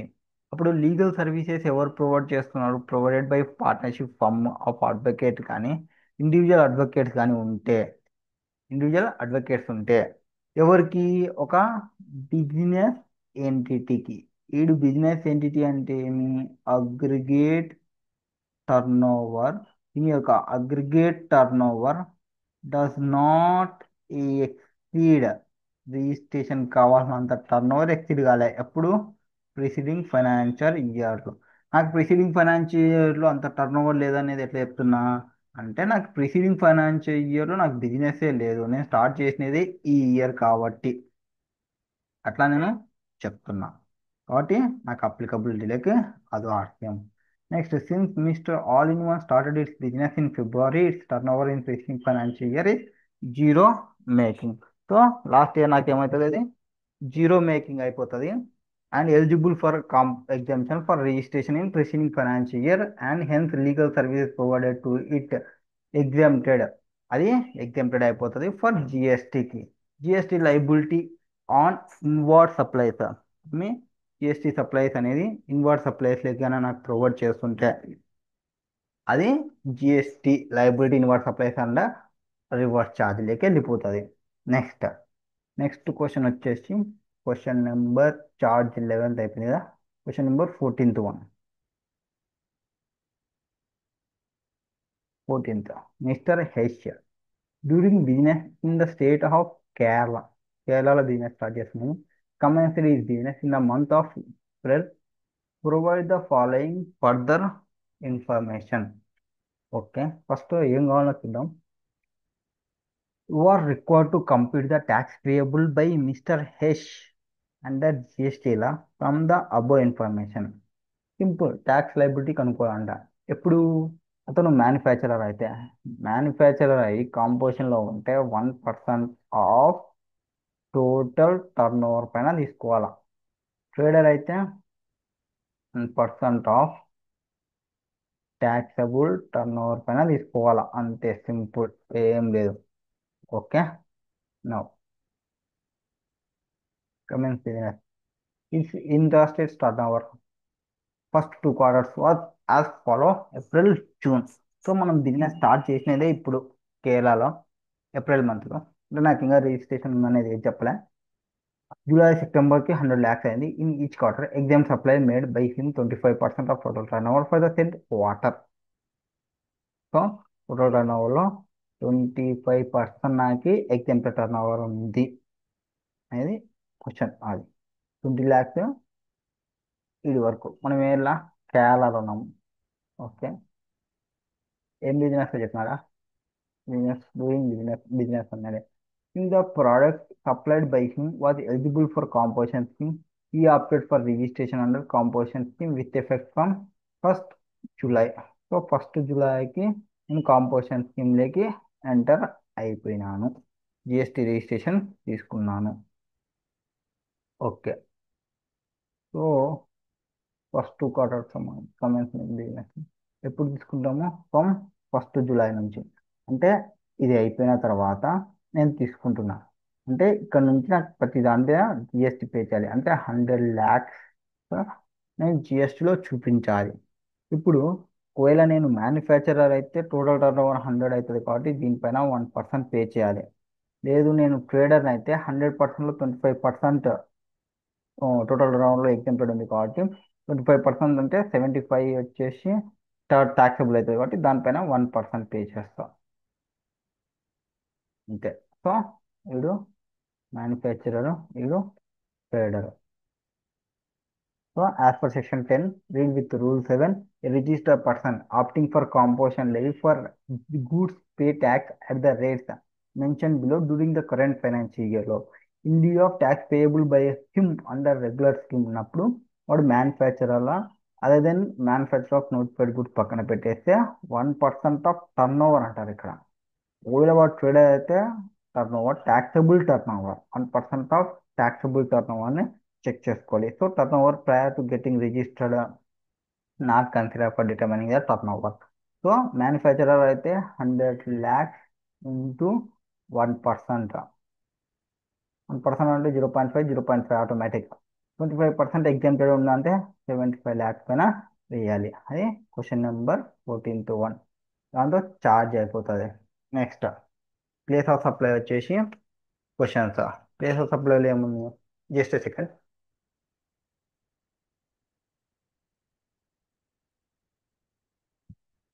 సో ప్లేస్ ఆఫ్ సప్లైలో ఫస్ట్ క్వశ్చన్ వచ్చేసి ఫోర్త్ క్వశ్చన్. ఏం చెప్తారు ఫోర్త్ క్వశ్చన్లో చూద్దాం.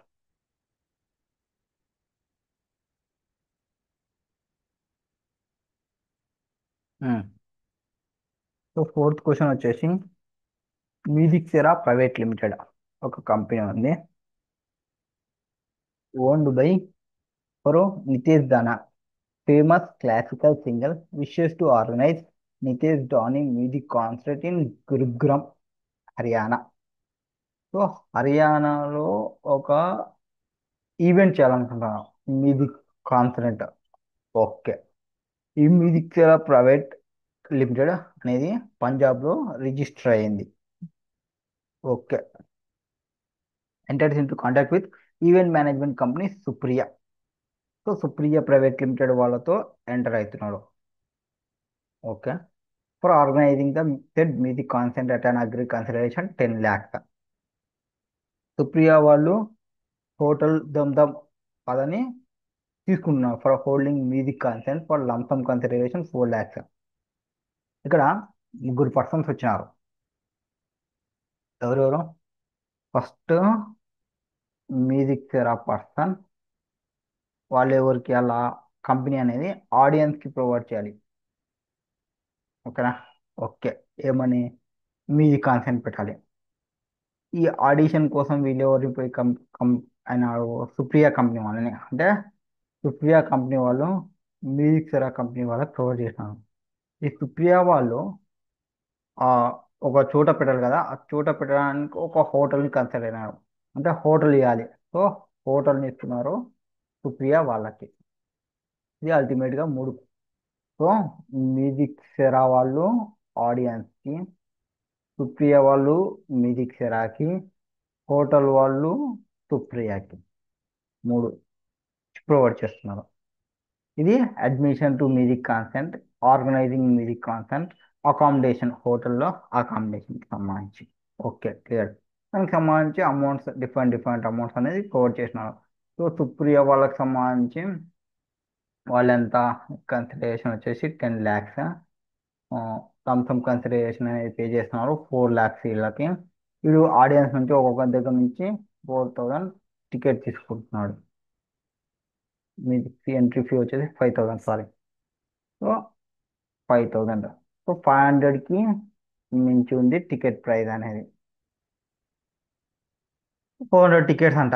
5,000 into 400 అంటే ఆల్మోస్ట్ ఒక 2 lakhs సంథింగ్ వస్తుంది అనుకుంటా, అంతేనా. 4 5 something 2 lakhs. So 2 lakhs, 2 lakhs, 10 lakhs, 4 lakhs. Okay. You are required to determine the gross GST liability in respect of supplies involved in the given scenario. Will your answer be different if the price of a ticket fixed is 450? So less than 500 ఉంటే ఇది exempted అయిపోతుంది. Remaining అని taxable నార్మలే. Now, first 20 lakhs వచ్చేది కదా. First as per section 12(6) ప్రకారంగా place of supply of services provided by way of admission to inter cultural event. Event ఎక్కడైతే అవుతుందో ఆ ప్లేస్ని మనం కన్సిడర్ చేసుకోవాలి ప్లేస్ ఆఫ్ సప్లైగా. సో ప్లేస్ ఆఫ్ సప్లై ఎక్కడ చేస్తున్నాం మనము? ధూమ్ధామ్ హోటల్లో చేస్తున్నాం కాబట్టి ఆ హోటల్ ఎక్కడైతే ఉందో ఆ హోటల్ని మనం ప్లేస్ ఆఫ్ సప్లైగా ట్రీట్ చేసుకోవాలి. ఇక్కడ గురుగ్రామ్ దగ్గర లిరిక్ సెరా టు ఆడియన్స్ చేస్తున్నప్పుడు ఈ మ్యూజిక్ సెరా వాళ్ళేమో పంజాబ్ వాళ్ళు, కరెక్టేనా? ఆ హోటల్ ఏమో హర్యానాలో ఉంది కాబట్టి ఇంటర్ స్టేట్ కిందకి వెళ్ళిపోతారు. Okay. Therefore, IGST liable will be computed as follow consideration 400 tickets into 5,000 per ticket 20 lakhs GST 18% అది. Next, second, services provided by of organizing cultural event to register person in the location of such person. So register పర్సన్కి provide చేస్తున్నాం కాబట్టి ఎవరు? సుప్రియ వాళ్ళు కంపెనీకి provide చేస్తున్నారు. ఆ company అనేది రిజిస్టర్ పర్సన్ కాబట్టి ఆ రిజిస్టర్ పర్సన్ యొక్క లొకేషన్ ఆఫ్ నే ప్లేస్ ఆఫ్ సప్లైగా ట్రీట్ చేసుకోవాలి. Okay. Okay. Supriya organizing music concert ఇది location of register person location ఇక్కడ ఇల్లు రిజిస్టర్ అనేది అంటే పంజాబ్లో కాబట్టి ప్లేస్ ఆఫ్ సప్లై అనేది పంజాబ్ కిందకి వచ్చేస్తుంది. క్లాస్లో Punjab music Cera private limited వచ్చేసి రిజిస్టర్డ్ ఇన్ పంజాబ్ కాబట్టి పంజాబ్ కిందకి వచ్చేస్తుంది. Since location of supplier supply చేస్తున్న ఎవరు? సుప్రియ వాళ్ళు ప్లేస్ ఆఫ్ సప్లై వచ్చేసి పంజాబ్. సో ఇది కూడా ఐజిఎస్టీనే వస్తుంది. డిఫరెంట్ స్టేట్స్ ఇన్వాల్వ్ అయినాయి కాబట్టి 1,80,000 అదే 10 lakhs పైన. సో 10 lakhs ఏదైతే ఇచ్చినా దానికి సంబంధించి ఈ 20 lakhs అయిపోయింది ఆల్రెడీ. ఇంకో 4 lakhs క్యాల్కులేషన్ చెప్తే అయిపోద్ది. 4 lakhs ఏం చెప్పొచ్చు?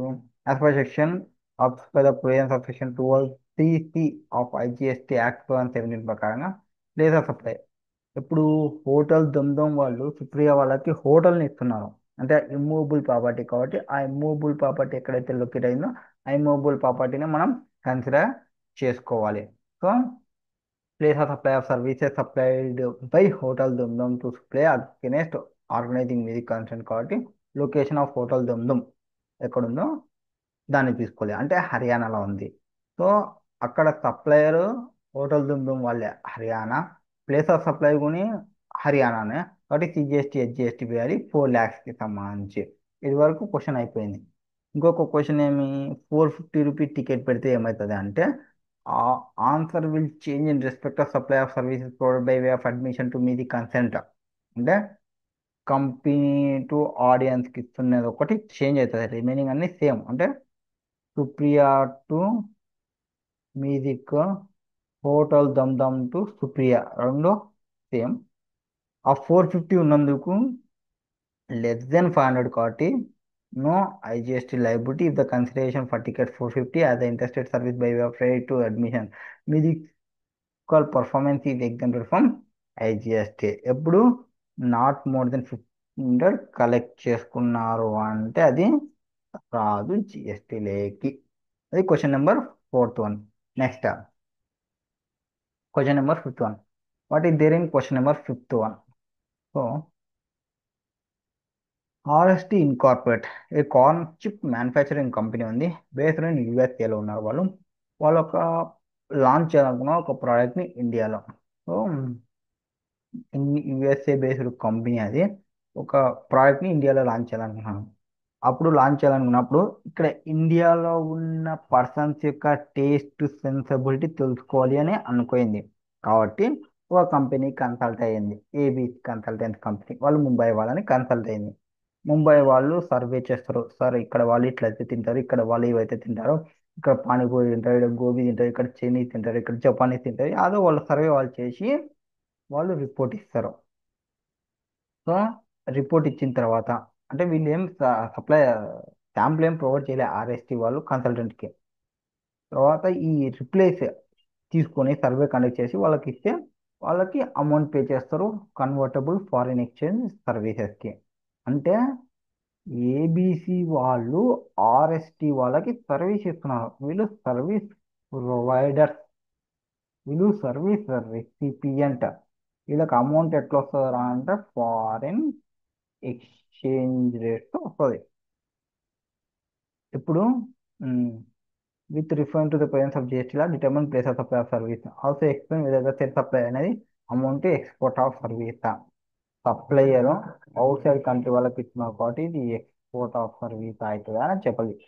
ఒక ట్రాన్సాక్షన్ ఎక్స్పోర్ట్ ఆఫ్ సర్వీస్ కావాలి అంటే 5 కండిషన్స్ని 33 చేయాలి.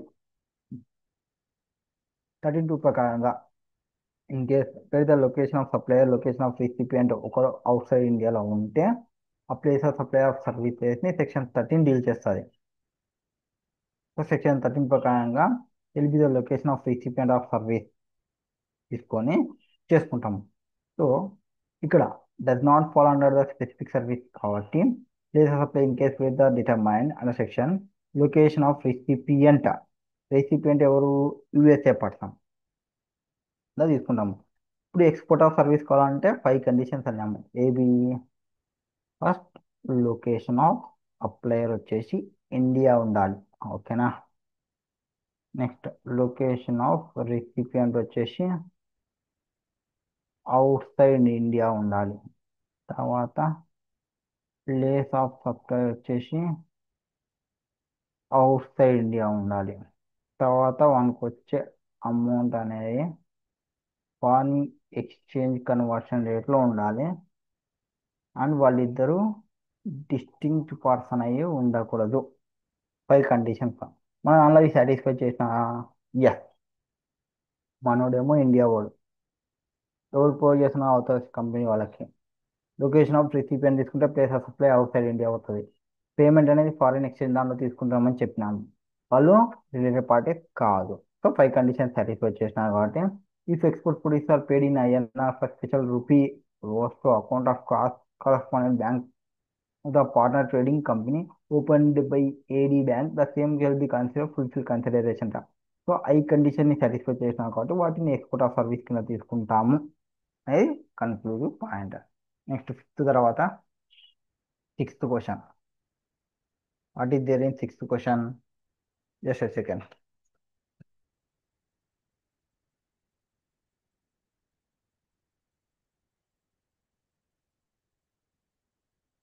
ఏబీసీ కంపెనీ ఉంది. ఏం చేసింది ఏబీసీ కంపెనీ? న్యూఢిల్లీలో ఉంది. ఓకే. ఏం చేస్తుంది? న్యూఢిల్లీలో ఉంది, సపోర్ట్ సర్వీసెస్ని ప్రొవైడ్ చేస్తుంది. ఓకే. ఓకే. ఎవరికి? ఫారెన్ కస్టమర్లకి. So service provider in India, service recipient outside India in relation to procuring goods from India.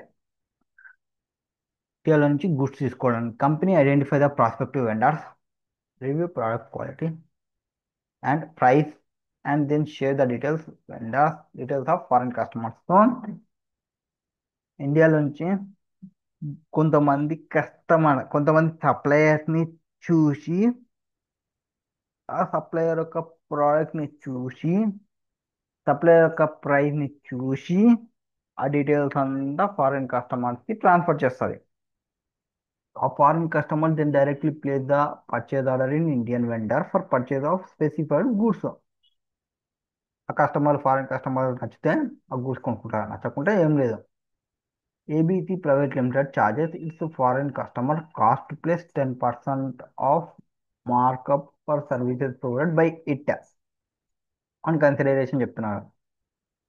Next the company has charged $1 lakh. ఎంత?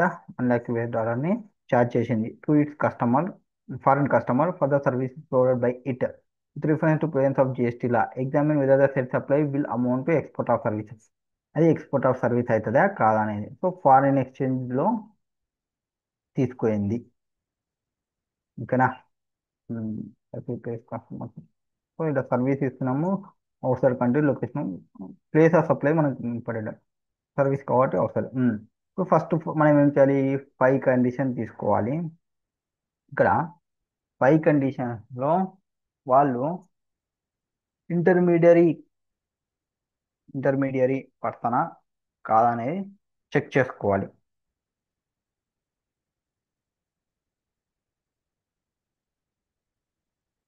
మనోడు ఎట్లా తీసుకున్నాడు?